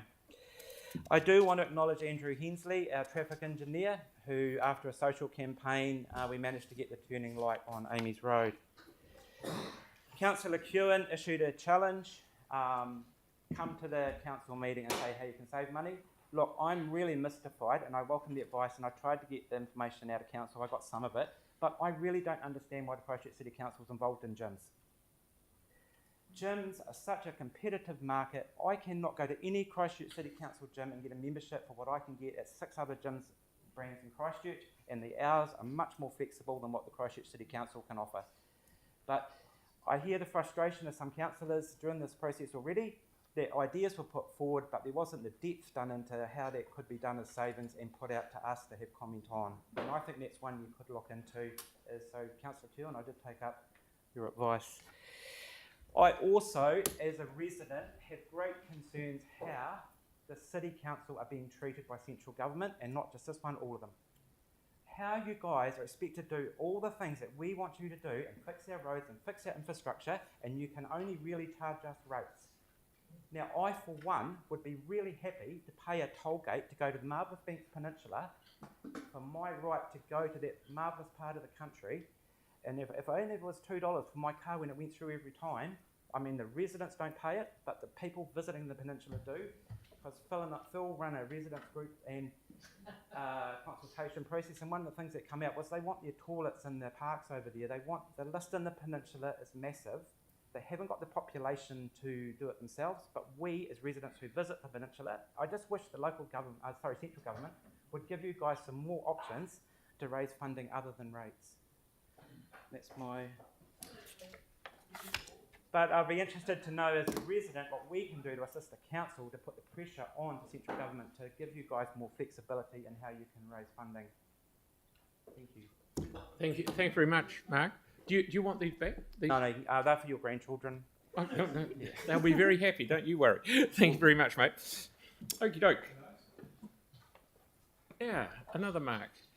Mark 2. Thank you. This is my first time speaking council, and I know a few of you around the table. For the rest of you ladies and gentlemen, my name is Mark. I'm a pharmacist. I'm an integrative health practitioner. I own Staywell Pharmacy and Staywell Clinic, and I'm known online as Staywell Man. However, instead of checking prescriptions and running my clinic, I'm here to speak to you about the proposed long-term plan, such as my concern and passion over this. The council have said they want to regain trust and show transparency, but I feel the process that you are following is inconsistent with this intent. The old cliche, the devil is in the detail, is certainly my observation, and whilst I consider myself an intelligent man, your long-term plan makes it very hard to truly understand. Perhaps not quite Clockwork Orange newspeak, but certainly it needs to be better and clearer and more concise in its description. As I only have 5 minutes, I can only cover a few points. I'm hoping many of the other contributors will cover the rest. On page 5, what are these shorter and fewer trips that the plan speaks of? Perhaps the page Hamilton Kirikiriroa as a 20-minute city can answer that. Quote, for Access Hamilton, the 20-minute city concept is aspirational and helps those who plan and shape our cities to ensure our communities have the infrastructure needed to move around safely and efficiently and can access facilities and services without having to travel too far or another suburb. Sounds a bit similar to the Christchurch LTP. There's no description like yours on what is considered too far, and just like your plan, there's no description of what exactly is fewer. I've asked publicly and privately, and these requests continue to go unanswered. You speak of climate resilient transport options. Quote, more people choose to travel on foot, by bike, by bus, or by using micro-mobility devices such as scooters. If there was a choice for us in the Garden City, you would think inhabitants would already be choosing these options. In business, supplying more of an underselling product is madness. You need to give your customers more of what they want, not try and sell them more dead stock. Instead of using traffic calming methods to produce low traffic neighbourhoods, or LTNs, as the scheme appears to be the goal. Changing road speeds, extensive use of road cones along long patches of roads when there's only individual pieces that are being dealt with, and super short time interviews on traffic signals within the centre city make it frustrating to drive a car. I wonder if these methods are deliberate or just ill-conceived. Newspeak like incentivising or motivating could also be considered coercing, forcing or mandating. It really depends on the size of your thesaurus or the level of inducing choice. I run a karate club in Denton Park in Hornby, and I note a new sign that says you'll be planting more trees. I did wonder whether that was to improve carbon dioxide conversion, and as I stand and look at the dense tree margin now, noting the terribly poorly maintained current number, I did wonder what the point was, and wondered whether we'd need to be calling it Denton Forest. I understand recently that there is a pollen issue there, and there are some other issues that I wasn't aware of, but I think the new ones are going to need greater attention. If we talk about carbon dioxide, it's currently 0.04% of the air. I ask people, they think it's 20 or 30%. 0.04%. What was it 100 years ago? 0.03%. It has increased by 0.01% in the last 100 years. So humans are thought to contribute to 2% of that. Australia is thought to contribute to 3% of that. We're not as big as Australia, so let's say we're 0.5%.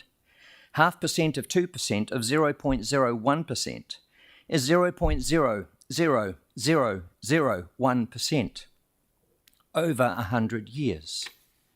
Why are we focusing on carbon dioxide? Review the math and realise this is perhaps a misguided mindset.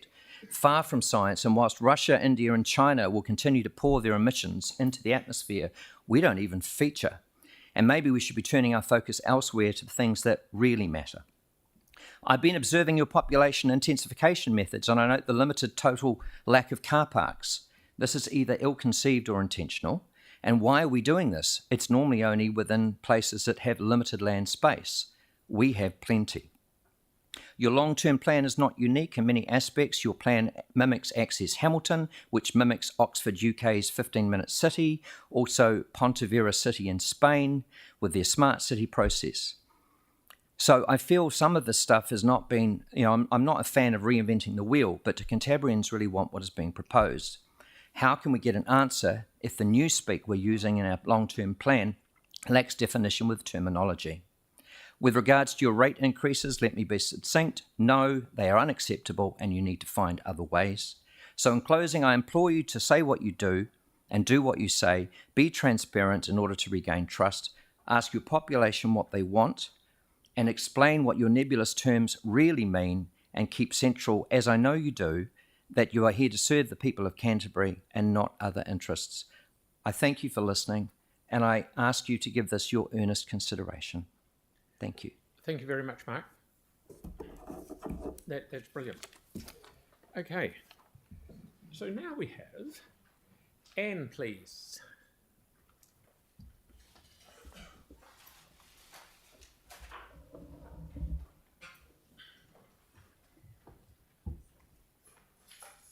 She's all yours, sorry. Yes, Kia ora koutou, ko Anne Scott Tokuingwa. I'm here to speak on behalf of Spokes Canterbury. I'm going to zoom through this, and it will be death by PowerPoint, and I'm just not as entertaining as Mark previously, Mark Duff. So my vision for Christchurch is it should be a great place to live, it should care for people, it should care for the environment, and it should be welcoming and safe for all. And for me, cycling is at the centre of some of that. So Christchurch is actually a cycling success story. Build it and they will come. If you look at the household survey from 2020 to 2023, 27.6% of people cycled once a month, 8.5 at least 10 times a month, and 4.9 20 times a month. And that 4.9 is a really good achievement. The cycling has increased from 2017 to 23, 30% increase across all the counters you have, 42% across the major cycle routes, 50% in the central city or edges, and at Charles Street, which is new, the Heathcote Express, it's 39% increase, and Preverall Street is 27% increase. That shows that in actual fact we're doing the right thing. And when we do the right thing, people will come and they will use it because they feel safe. The current government is talking about the economic benefits of increased cycling. There are lots of them. There's very good health outcomes. It improves well-being. It reduces congestion. It makes it safe for everyone. So the number of accidents per kilometres travelled goes down, and it reduces climate and emissions pollution. What do we need to do? Well, we need to keep doing what we're doing now. We need to finish the major cycle routes, provide new connections to popular destinations, and particularly our schools. We need to continue to enhance cycling in the centre city, increase the slow speed neighbourhoods because that's the most economic way to increase cycling. Continue to widen our park paths and provide safer intersections and crossings for cyclists and pedestrians. Finishing the major cycle routes is really important. And I actually went through the LTP and I couldn't work out the finances. I worked on it 2 hours trying to create a new spreadsheet, trying to figure out actually how much are you spending every year. And when you talk about 200 million being spent, all I could find was 8.9 million next year. We should have, if you're spending 20 million, it should be if you're spending 200 million, it should be 20 million every year. We should be consistently improving things. And we do need to complete all the major cycle routes, plus a couple of others. Each time we complete a section, it brings new cyclists. We're getting growing demand, and local projects can make a really big difference. There are some really unsafe gaps, and one of the big ones I think school children came and talked to you about recently is Northcote Road. There's 700 metres between a cycle route on the QE2 drive and the Northern Line, and you see cyclists from St Bede's and from the other schools going down there all the time, and you think, oh goodness, with all those trucks, when's the first fatality going to happen? We also need safer speeds around schools, and the Aratai College is a good example of that. The Tikaha surrounding streets is a really good example of something that will really improve our city for walking and cycling.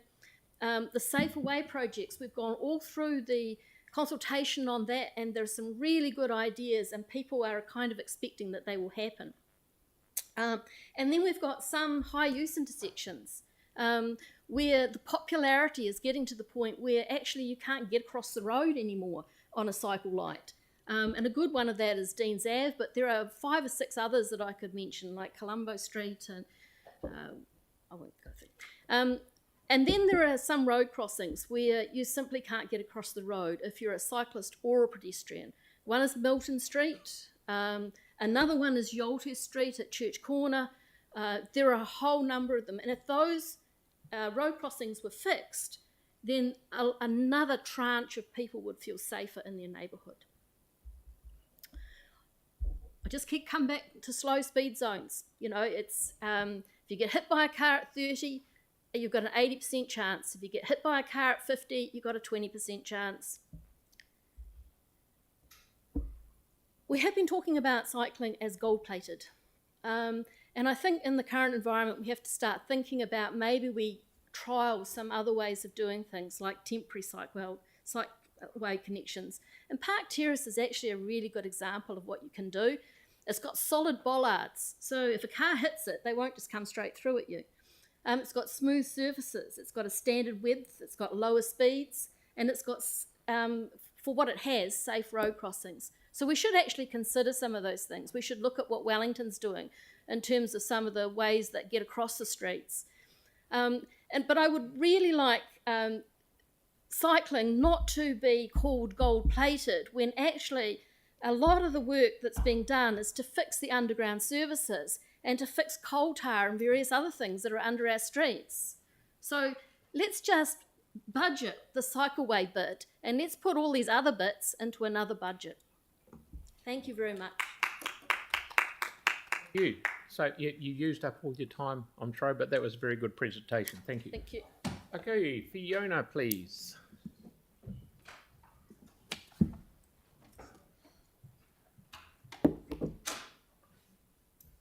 Kia ora koutou. You've probably all met me before, but kia ora, I'm Fiona. I live in the Harewood ward and I've been here many times. I don't have a lot of time, so quickly. I've tossed and turned a lot over what to speak about today because you have an impossible task ahead of you. There are people wanting lower rates, and it's impossible. You have to deliver services. You have to fix the water infrastructure. You have to provide safe cycleways. You have to lower the speeds. You have to do all of this without much money from the government, sadly. So I agree with others who have said you need to ask for more from the government. The government needs to allow you to fix the waterways especially and provide safe cycling and slower speeds.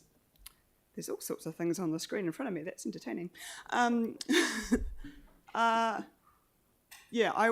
just coming back to the cycleways thing. I think people think that it's a nice to have. It really isn't a nice to have. It saves lives. Directly, like people not getting hit by people who are drugged, drunk, distracted. And indirectly, because we're not inhaling as much exhaust fumes. We're not dying prematurely because of the gases that people inhale because they're sitting in vehicles. And also the waterways are healthier because there's less particulates in the waterways. There's so many co-benefits from cycleways. They're not just a nice to have, they're not just a recreational thing. 4.9% of people are using them every single day for commuting. And that's only counting the people who are using the cycleways. There are thousands more in places like where I live where there aren't any cycleways and we still ride our bikes. So there is an uncaptured quantity of bicycle riders out there. And I would love to have some counters on non-cycleways so we know what the increase is once you put that cycleway in place. People say, oh, there's only 8 people biking down Herwood Road, because who in their right mind would bike down Herwood Road? I certainly don't, unless it's really, really quiet. But the other routes aren't great either. Herwood Road is sometimes a better option because Sawyer's Arms is also terrifying. I'm going to allow you to ask questions. Yeah, thank you. Okay, fine. Mark, please. Thank you. I'm sure you heard the previous presentation with the idea of temporary and cheaper cycleways. Would you agree with that? I think they're a great idea, but like Ferry Road, they cannot become the permanent solution. It's a great way to trial something, to go, does it work, does it not, does it need changing? But we need a long-term solution. It doesn't need to be expensive long-term, but it needs to be not plastic bollards. I guess extrapolating that a bit further, do you think that might also help to get more interconnection between cycleways? Yes, absolutely. So we don't even have the 13 MCRs completed, and we still need all the connections between them or extensions of existing ones, like the unicycle, which gets you to university, but it doesn't get you to Avonhead or Russley or anywhere beyond there. Yep. Pauline? Fiona, can you please just explain more your comment around opposing the sale of Waipara Street? Oh gosh, remind. It's Is this the link through, the you said it's the Cashmere? link through Craycroft. Craycroft, yeah. So we need to, yeah, like Mark's just said, we need to have these cycle connections, and so there's lots of little places where we could put little cut throughs, like here in the Sockburn Park talk recording earlier, like all these little places where we can put little cut throughs and make walking and cycling and e-scootering and all those things much, much easier. But if we get rid of these properties, we lose the opportunity to put cycle connections, bike connections, walking connections, and tree canopy cover in those places. So you're suggesting that we put that as an overlay when making a decision about selling a property? Could this be used as one of the links, or even part of it? Absolutely, yeah. And also as we get denser housing, which I know you've just mostly delayed, but as we get denser housing, we need the green space. We cannot afford to sell green space. We're going to need all of it. Tim? Yeah, thank you. And with regards to the bollards you mentioned on Park Terrace, which I love, by the way, when you're looking at Craycroft and we look to the cycle way between Penruddock Road and Westmoreland and Hoon Hay, which I voted against simply because the most dangerous part of that whole road, when we nearly have 100 kids in Westmoreland plus extras, is the Cashmere Bridge. Yeah. But when I talked to staff about that and said, look at the amazing bollards in Park Terrace, which are real bollards, how about we narrow that slightly, put the bollards in paint and slow the speed to make that safer, to then allow other development right through to Sparks Road. The comment was, oh, but a kid could actually fall into them and then be, you're a cyclist. Yeah. I'm just sitting there, I was staggered. I was saying, wait a minute. Yeah, I don't quite understand the staff falling in thing, but I we definitely need protection over that bridge. It's really That's ridiculous, it's terrifying, especially when the buses come past as well. Look, honestly, I've sat there with parents, and it's not just buses, it's trucks, it's cars, it's everybody cuts both sides of it. So yeah. And on my way here, I went down Wairaki Road because it's nicer than Herwood Road, and those little yellow little bumps to try and teach drivers to just go a little bit further away from the curb, or don't cut the corner. They don't work. Drivers just drive over them. Every single time I bike down Wairaki Road, they just cut straight over those corners. So we need actual vertical deterrence. And those ones on Park I love. I think great. Yeah. Thank you, Fiona. We've used all your time up, but thank you very much. Thank you. George, please.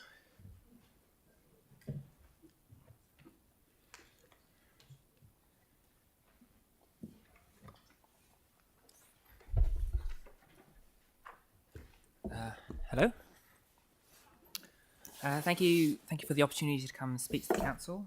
So I just want to start out with my most important part of this mission is cycleways. I think the council should be completing the cycle network as fast as possible. Providing safe alternate means of getting around our city is good for everyone. Benefits include reducing congestion, improving air quality and road safety, while also saving money for the city for those who choose a low emission way of getting around. Without the current cycle network, I would not be able to sell my car and bike everywhere. The investment the council has made is enabling my wife and I to save thousands of dollars a year from going from a 2-car to a 1-car household. Please fund and complete the following as soon as possible. Papanui Kia Wai Whetu, Wheels to Wings, Otako Avon River Commuter Route to New Brighton, the South Express, the Southern Lights, the O Pawaho River Route, Te Aratai College Cycle Connection, Northwest Arc, and there's many more small cycle connections that could be done as well. So how to pay for these? I mean, a lot of people have said we need to reduce the rates rise, but in my opinion, I actually support raising rates even higher than what is proposed, because I think the only way to pay for these is to raise the rates, and the rates that we pay actually provide a really good return on investment as households in Christchurch. For example, a 20% rates rise would be a $9 a week extra for us in our personal. So I think that's a really good investment, $9 a week for lots of cycleways, more green space. I also think keeping rates low is just forcing the next generation to pick up the tab. The earlier we raise rates to the appropriate level, the easier it will be spread across everyone, and everyone will be paying fairly. I'd also like to see road safety improvements, such as reduced speeds, traffic calming, and road diets accelerated under this council. It's a cheap way to encourage cycling if we lower speeds within neighbourhoods, and it's also really popular with people lowering speeds in their neighbourhoods because everyone wants a safe street to live on. I also think if we could implement road safety improvements during road resurfacing. So if we're going to resurface a road on a street, repainting lanes like on Waltham Road recently, or using cheap planter box to slow down traffic is an easy way to do it, and it's cheaper than doing it, cheaper in the long run than coming back again. So debt. I don't think being in debt unnecessarily and while using debt is a good idea for long-term projects that pay over many decades or generations. It should not be used as an excuse to reduce rates rises. So I'm speaking to the idea to reduce rate rises but borrow in the short term. I don't think that's a good idea. However, we go in debt to fund critical infrastructure like water pipes, and I fully support that. So it's using debt for the correct thing. I do understand that some people are struggling. However, I think the value that we get from our rates far outweighs the cost that we pay. Christchurch City Council is always doing a lot with a little, always making cost cuts to reduce rate rises. I ask though, what is the lost opportunity cost by not funding the council properly? I suggest to you that it is high. Climate change and mitigation. I think we should be doing more. Your own consultation document on page 33 says, as a city, we quote, even with the level and direct and indirect investment indicated above, it will still be unlikely that we will reach our emissions targets reductions as a council or as a city. This should be raising alarm bells. We should be investing more in climate change reductions. So we should be massively stepping up our investments in emissions reduction. Last month, around 50 to 100, or a lot of students from the School Strike for Climate demanded climate action now. Please listen to them. I'll leave it at that, and if I've got any questions. Okay. Yes, I've got one. Mark, please.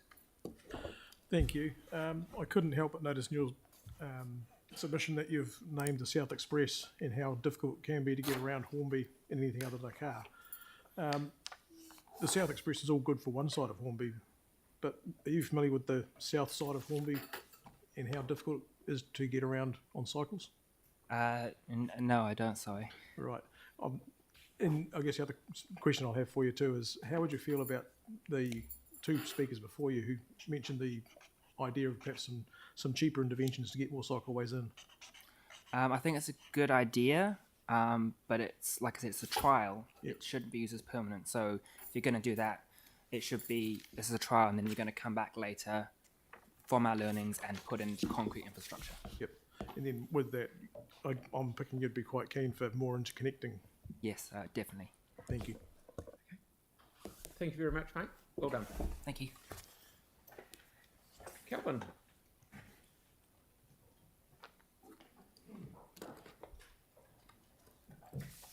That one's online. Thank you for the opportunity. I've just got a sheet with bullet points on it. I'll leave some behind if you want to pick up. I'm contactable anytime to discuss these matters.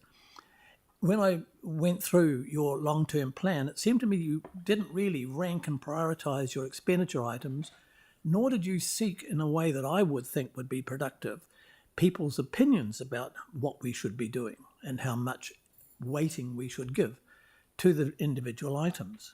We're facing a very uncertain financial future because of the problems that China is going through and our 7% imbalance in our overseas earnings. So I'm glad you're there and I'm here. You're going to have some very difficult decisions to make. I sympathise. Consider other sources of income. Other people have mentioned this. There are things like getting better investment returns.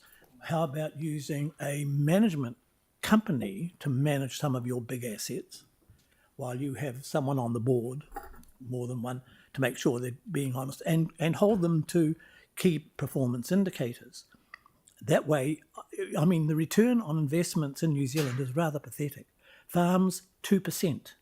2%. Why would anybody go farming? We can do better.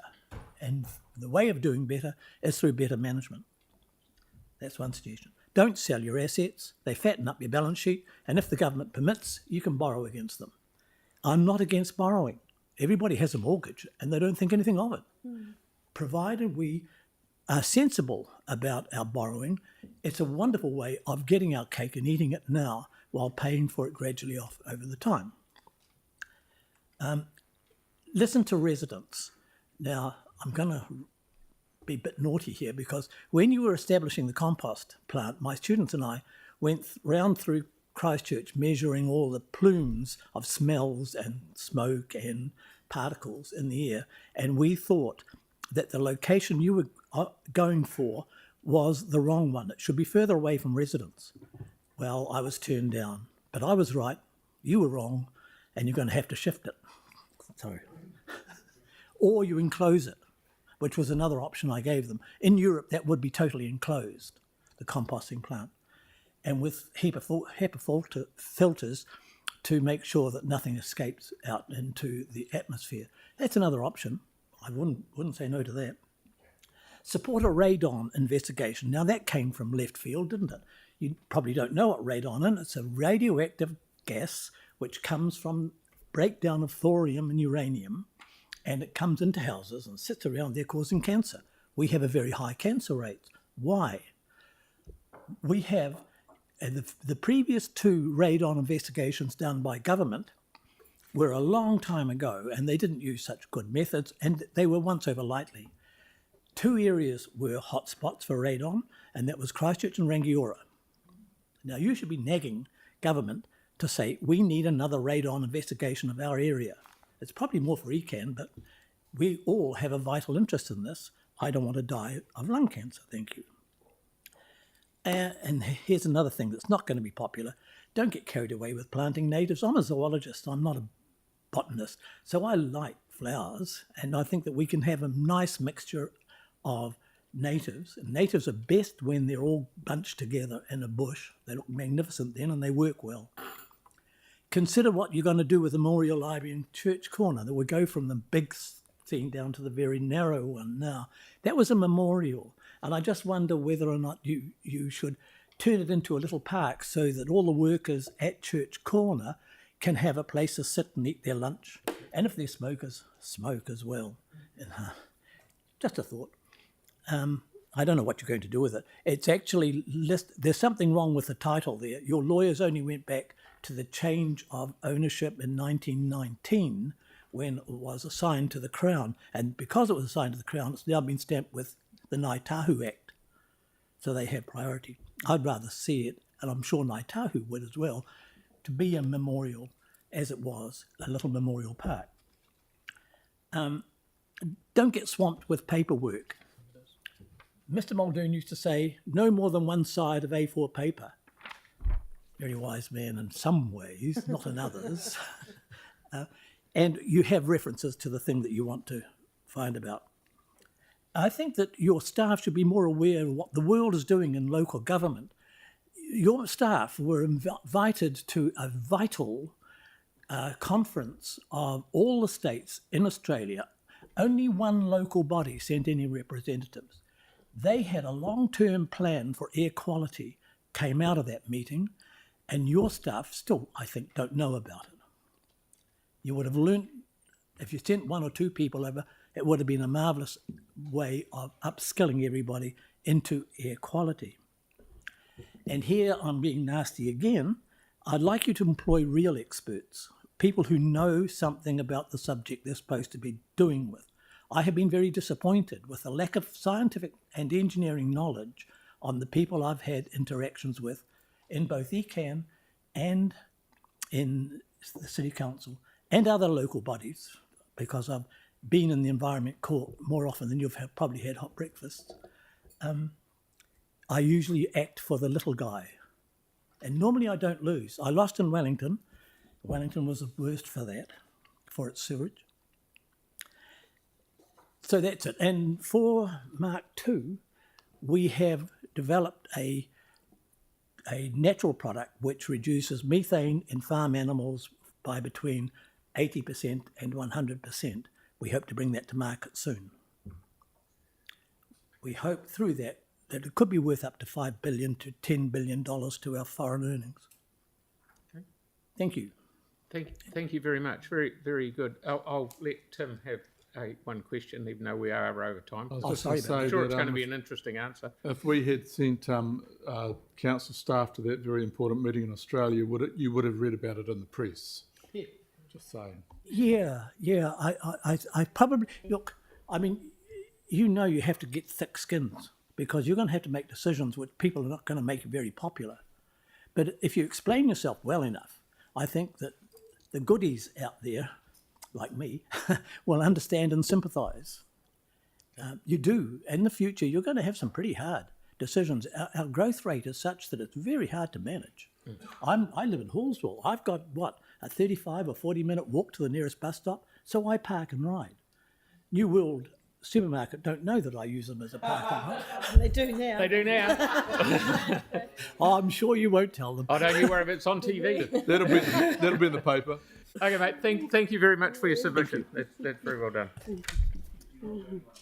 Okay, good. Yeah. Alan, please.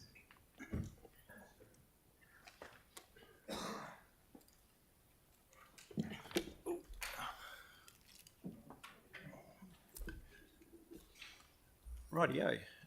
Kia ora, team.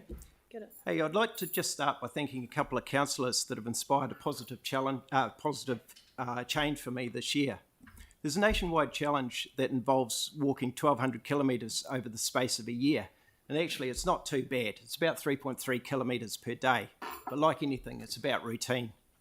Kapai Councillor Mark Peters and Councillor Sarah Templeton have taken on this challenge and have shared a Facebook post or two about it. I saw these and thought, yeah, I could give that a go. Not one for doing things by halves. I have just over 900 kilometres of walking under my belt this year. Incidentally, that belt does up another notch now, which I'm also quite happy about. Mind you, when I walk up to the top of the Port Hills and look over Littleton and Banks Peninsula, I'm thinking, maybe I haven't walked far enough. We have such a beautiful region. This challenge has allowed me to see much more of our urban city, and SnapSend Solve has had a great workout as well. This LTP submission and presentation has been years in the making. For many, many events have shaped my views, but at the heart of it is the following. A healthy city is made up of strong communities. A strong community is one which prioritises, a strong community is one that aligns with the priorities and outcomes in the consultation document. In my words, these are the important qualities. We are well connected. People smile and wave to each other. We may not know the names, but the hellos are friendly. We look out for each other and the world around us. We make things safer and better for all. We read a situation and think, does that person need help? We're upstanders and not bystanders. We're big on inclusion. Variety is the spice of life. So let's live that. Let's end discrimination and think everyone is unique and we must truly value each other's qualities. Once we have this platform, there is much more positiveness. Our communities become more efficient and the outcomes of a thriving, prosperous city are gained. Active and public transport is an enabler for this. When we walk, travel by wheelchair, mobility scooter, bike, trike, and other similar transports, we interact with people. Even brief interactions build cohesion in the community. Different occasions, we may extend the chat to chat about the dog, the challenge of biking in the headwind, or a local event that's happening.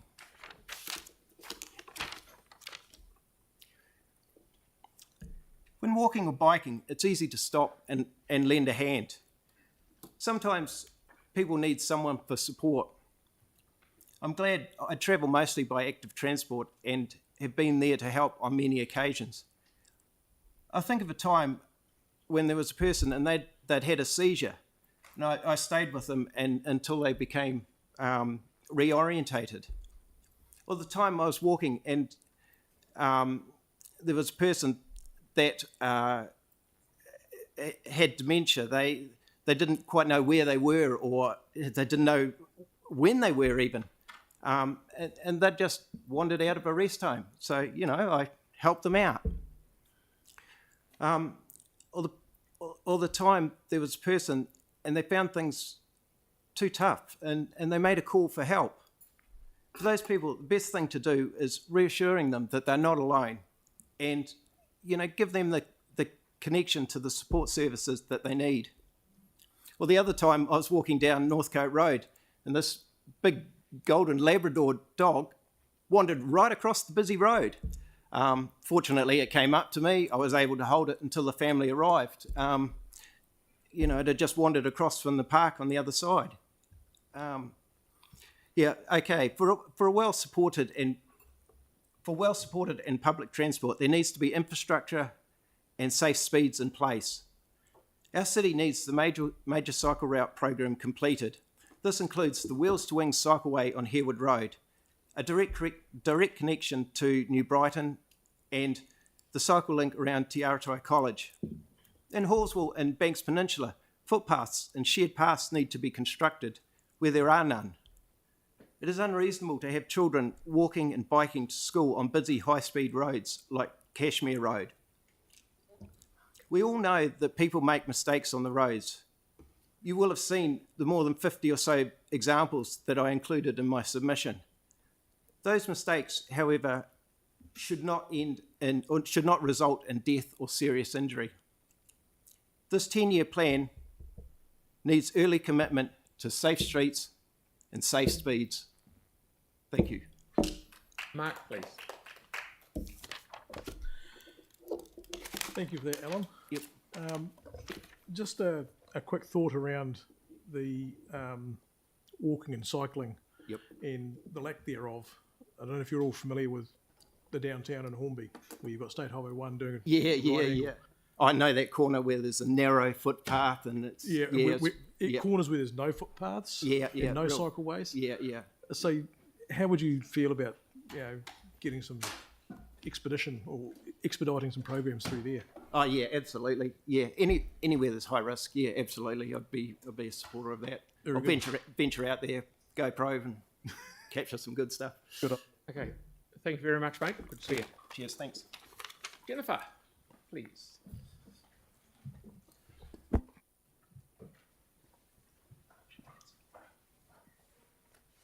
Good afternoon, everybody. There's only one thing that I really want to talk about that's in my submission, and that's on page 5. So if you just scoot through to there, and it's 5151, and the question is, do you have any thoughts on our vision, community outcomes, and strategic priorities? And a new community centre for 10 Shirley Road to replace the one in the earthquakes is planned for 2031. Well, that's actually wrong, it's 2030. And could the council please release some of the money budgeted for it in 2025 so that interested parties can begin planning and designing this community facility? That way, when the bulk of the funding is available, the groundwork will be completed. And so that's all I've really come here to ask you for today.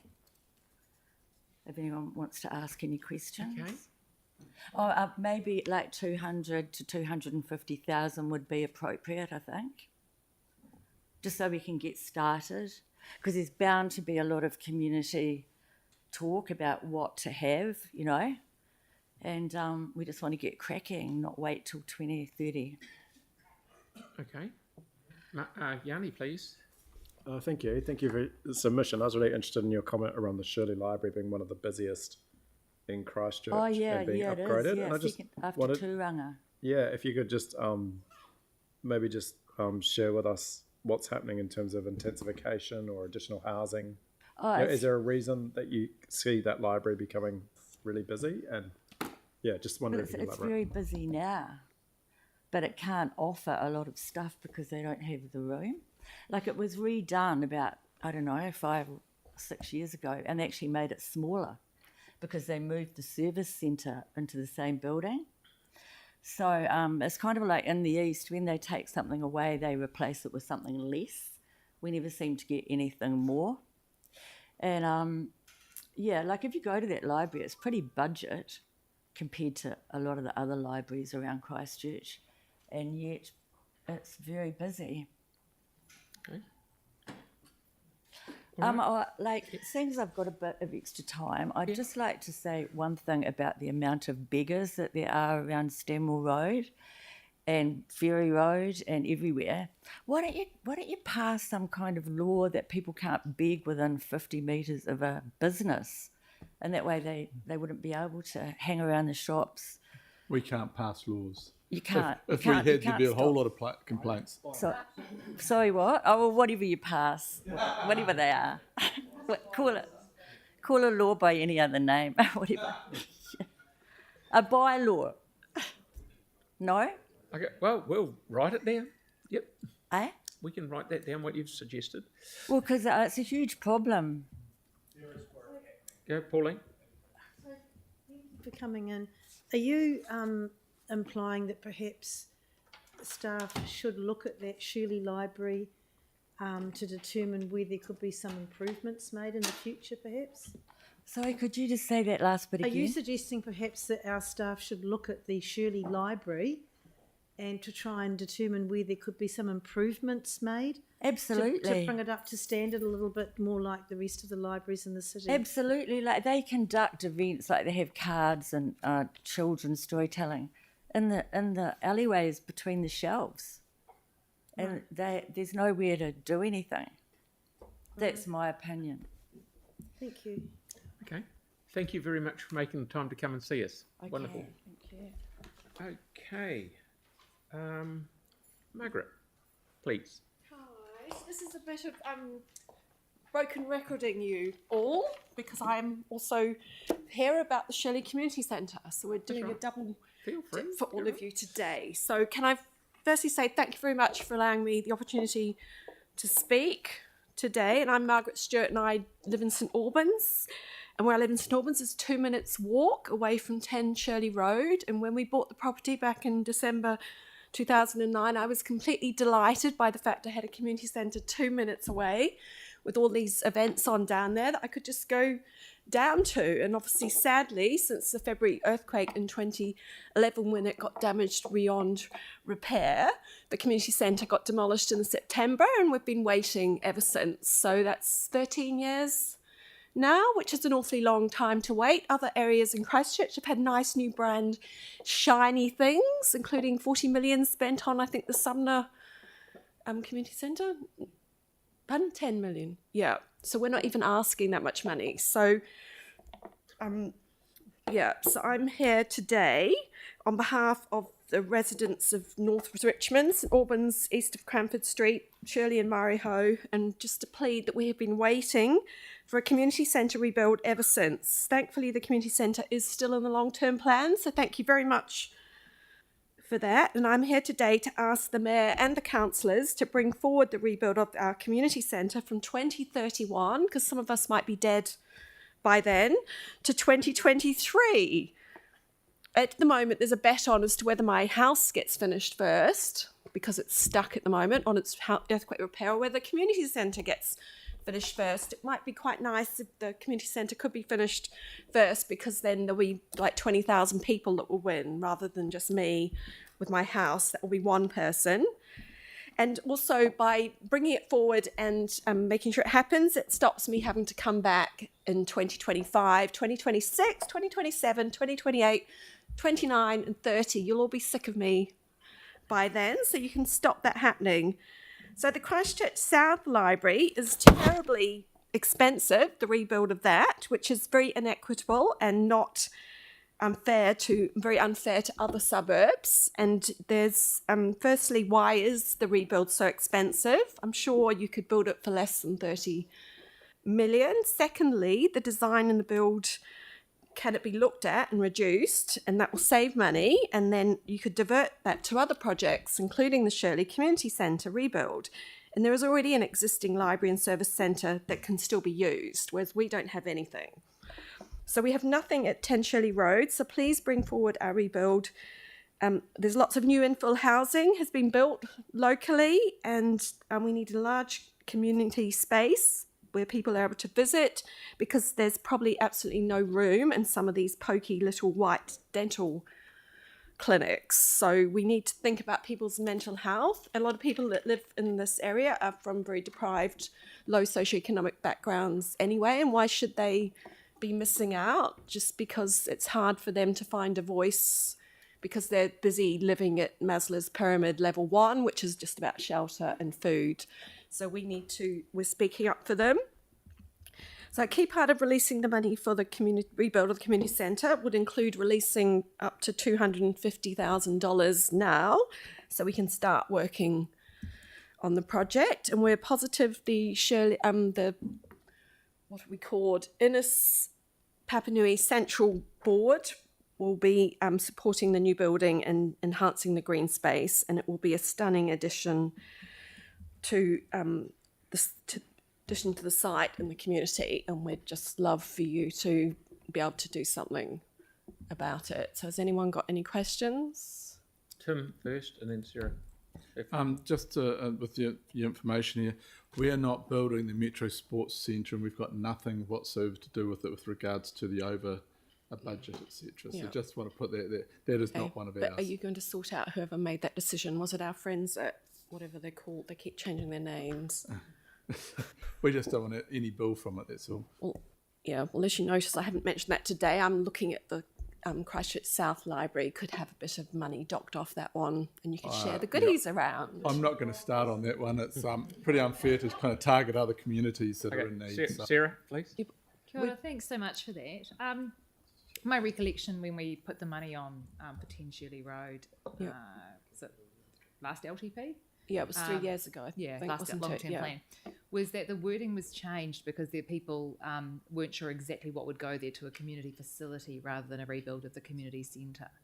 And the last submitter talked about, the community needing a thorough engagement as to actually what they wanted in that space, not just necessarily rebuilding back the same thing. Except there was the feasibility study done by the council last year, Pauline? And we still don't, board I think, know the outcomes. We don't still know the outcomes. People asked in that. We did have the opportunity to say what type of building we wanted, but we don't know what the results. Thank you. Thank you very much for your submission. It's been very interesting. Right, Thank you. Okay, thank you. So just for information, that will be the process that the board will go through with the community, and I think it's coming. I think the chair in her submission said it was coming in the next 2 months.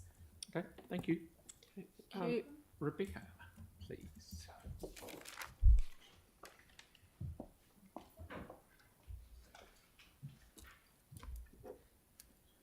Hello. Kia ora. Kia ora tātou, ko Rebecca Takawinga. I whakapapa to Irish and Scottish heritage, and I am here as an individual who made an individual submission, and I'm going to talk to that first, and secondly I'm here to represent the Simeon Park Community Group, and I'll kind of talk to that in the second half. What I'm hearing from, and I've only been here a very short time, is a lot of passion for communities. And last night I was at the Outgrow the System movie, which Tony Moore put on from the council, which was a really excellent night. And one of the new ways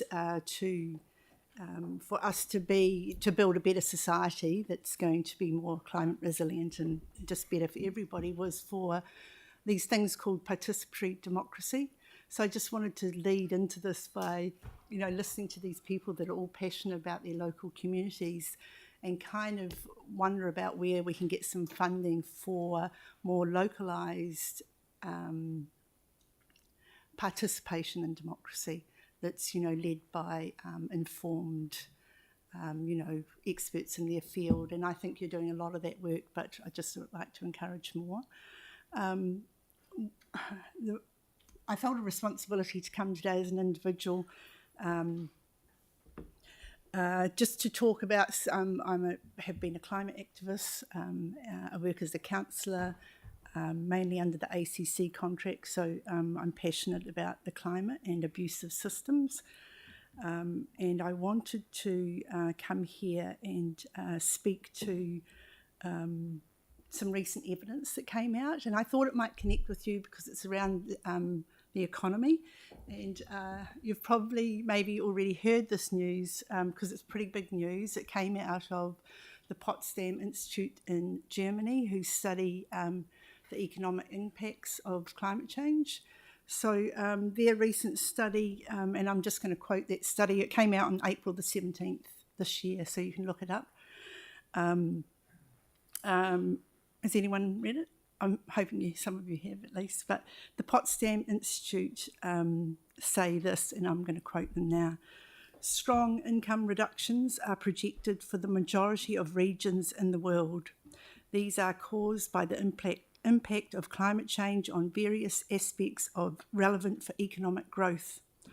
Overall global annual damages are estimated to be at $38 trillion, accounting for weather extremes such as storms or wildfires could raise them further. Our analysis shows that climate change will cause massive economic damages within the next 25 years in almost all countries in the world. End quote. So by in the next 25 years, they're talking about damages of $38 trillion on the world economy. And the world economy currently ticks along at $100 trillion per year. So it's close to half of that. those damages, they go on to say, are 6 times larger than the mitigation costs to limit warming to 2 degrees. So I guess it's pretty obvious that we need to really act with as much urgency as the council can muster to help our society transition to a world we've never seen before. Part of the solutions were in that movie last night, which Tony put, and other people, I guess, put on, and it was a really exciting and inspiring movie. You will have heard these things before, but things like what I was just talking about, participatory democracy rates highly, compassion, limiting our consumption, social enterprises, donut economics, industries owned by workers who have a share in the company and a share of the profits. Things like that. One gentleman there stood up and he said, that sounds like a recession to me. And I think it was Paul Dalziel, was it, from the Wellbeing Alliance? He said, yeah, well, it probably does look like that, but it can be a good thing. We're going to lose a lot of money, but we may come together and be a better community from it. Sadly, my passion for getting ahead with getting going on some of the things that I really got excited about, one thing that came to my mind was a locally owned and operated community bakery in Addington. But I was really saddened by Ellie Adams when she spoke. And one question came to her was about climate conversations and how do we have good climate conversations. And she suggested that we ensure the people we are talking, we must be sure we know the people we are talking to and what's in it for them, which seems strangely disconnected to what the other people were saying last night. And I thought she really missed the whole message of the evening, really, and of the movie, and the other speakers, because it's not really what is going to matter for the individual, it's what is going to matter for the common good. And of course that will look after the individual as well. But there's this big shift in the way we look at the world, which is required. Paul Dalziel from the Wellbeing Alliance suggested a spiritual transformation where humility, common good and basic human rights and dignity for all are taken care of. So as an individual, I wanted to come here and strongly encourage you to do all in your powers to help our local community prepare, adapt, and I think you are doing a lot of that. It feels really slow from my point of view, but I wanted to encourage you in that. You know, cycleways, trees and streets, we cannot delay this action anymore. In fact, you know those disaster movies that you see a lot on TV now?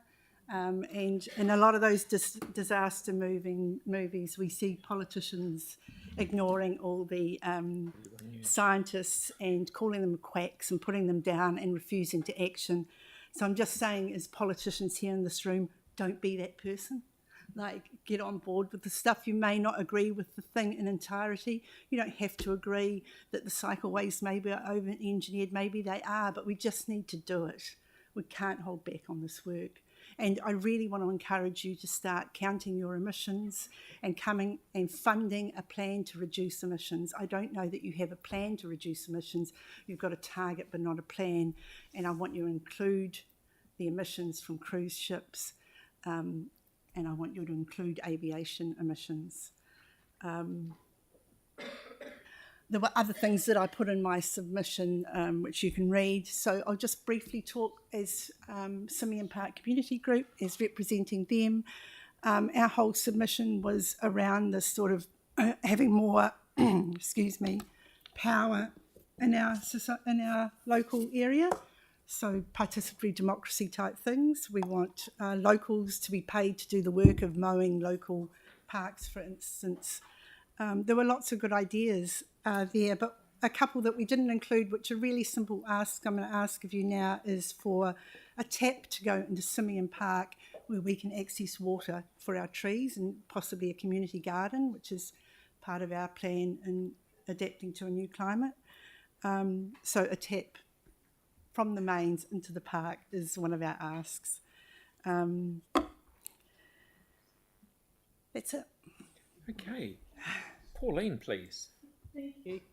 That's lovely. Have you been to the local community board to request that they look into putting a tap in the park? No, I haven't. That would probably be the best place to go there. Oh, sorry, Mel. Yeah. Did you say you're going to pay for it, Mel?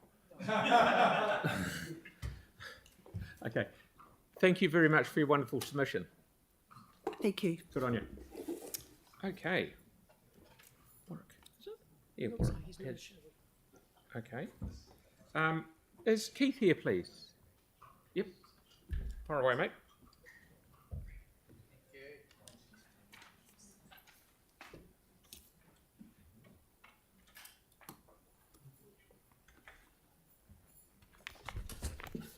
Welcome. Thank you. I'm Keith Harris from the Secretary of the Akaroa District Promotions, and I'm here to, well, launch a plea really. We may be over the hills and far away, but we do want to be remembered more. Partly we're not remembered because when you look up Christchurch on Google, you get that. And then there's another slide, please. And then you get that. Now that's interesting, that one. We're the same size as the central city, are we, possibly? It's a one. And I thought this was a good way of celebrating happy hour with you after a marathon week. Just a few visual reliefs. And the next one, please. What's that big bulbous thing down the bottom there? That'll take a lot of attention. If that was a tumour medically, I think we'd all be very concerned. And probably Tyrone's the fittest councillor there is, biking up and down all those bays.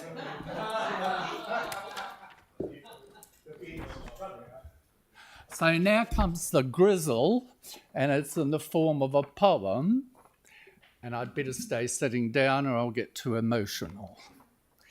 So it traces history a wee bit from amalgamation of Banks Peninsula with the city, and I just merely repeat a lot of points made in our submission. So here we go. Gone are the fishing boats, gone from the sea. Once there were 30, now not even 3. Farming's in the doldrums, what can we do? Let's join the city, they'll listen to us, get us out of the glue. Amalgamation with CCC. Oui, amalgamation, CCC. And now, tourism's our lifeline now. Summer's a spree, adventure, heritage, culture and more.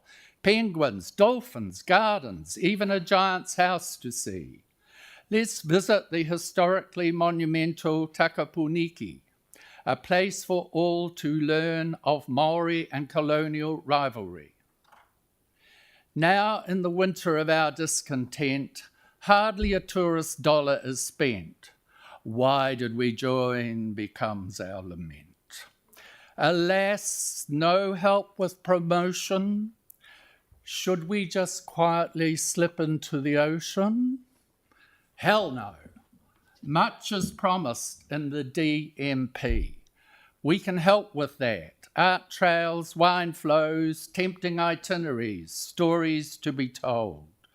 All we ask for that to unfold is a simple salary. The astute can see promoting Akaroa and the bays means the tourist dollar within the CCC boundary stays. But how do we compete with Hanma, Arthur's Pass and Tekapo, whose councils fund their marketing forays? Such is our woe.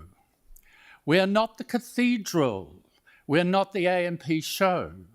We're not the arts centre, but always a magnet where visitors go.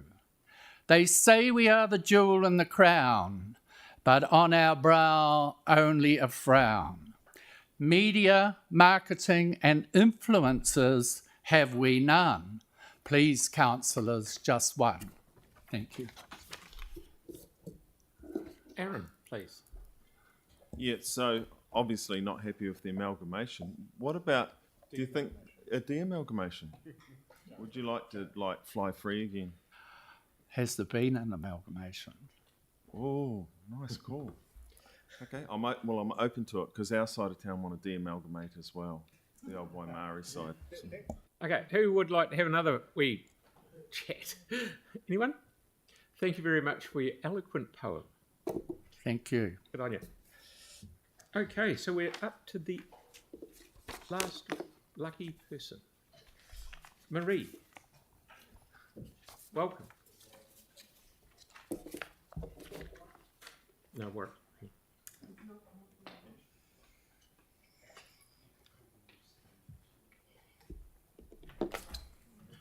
Far away, mate.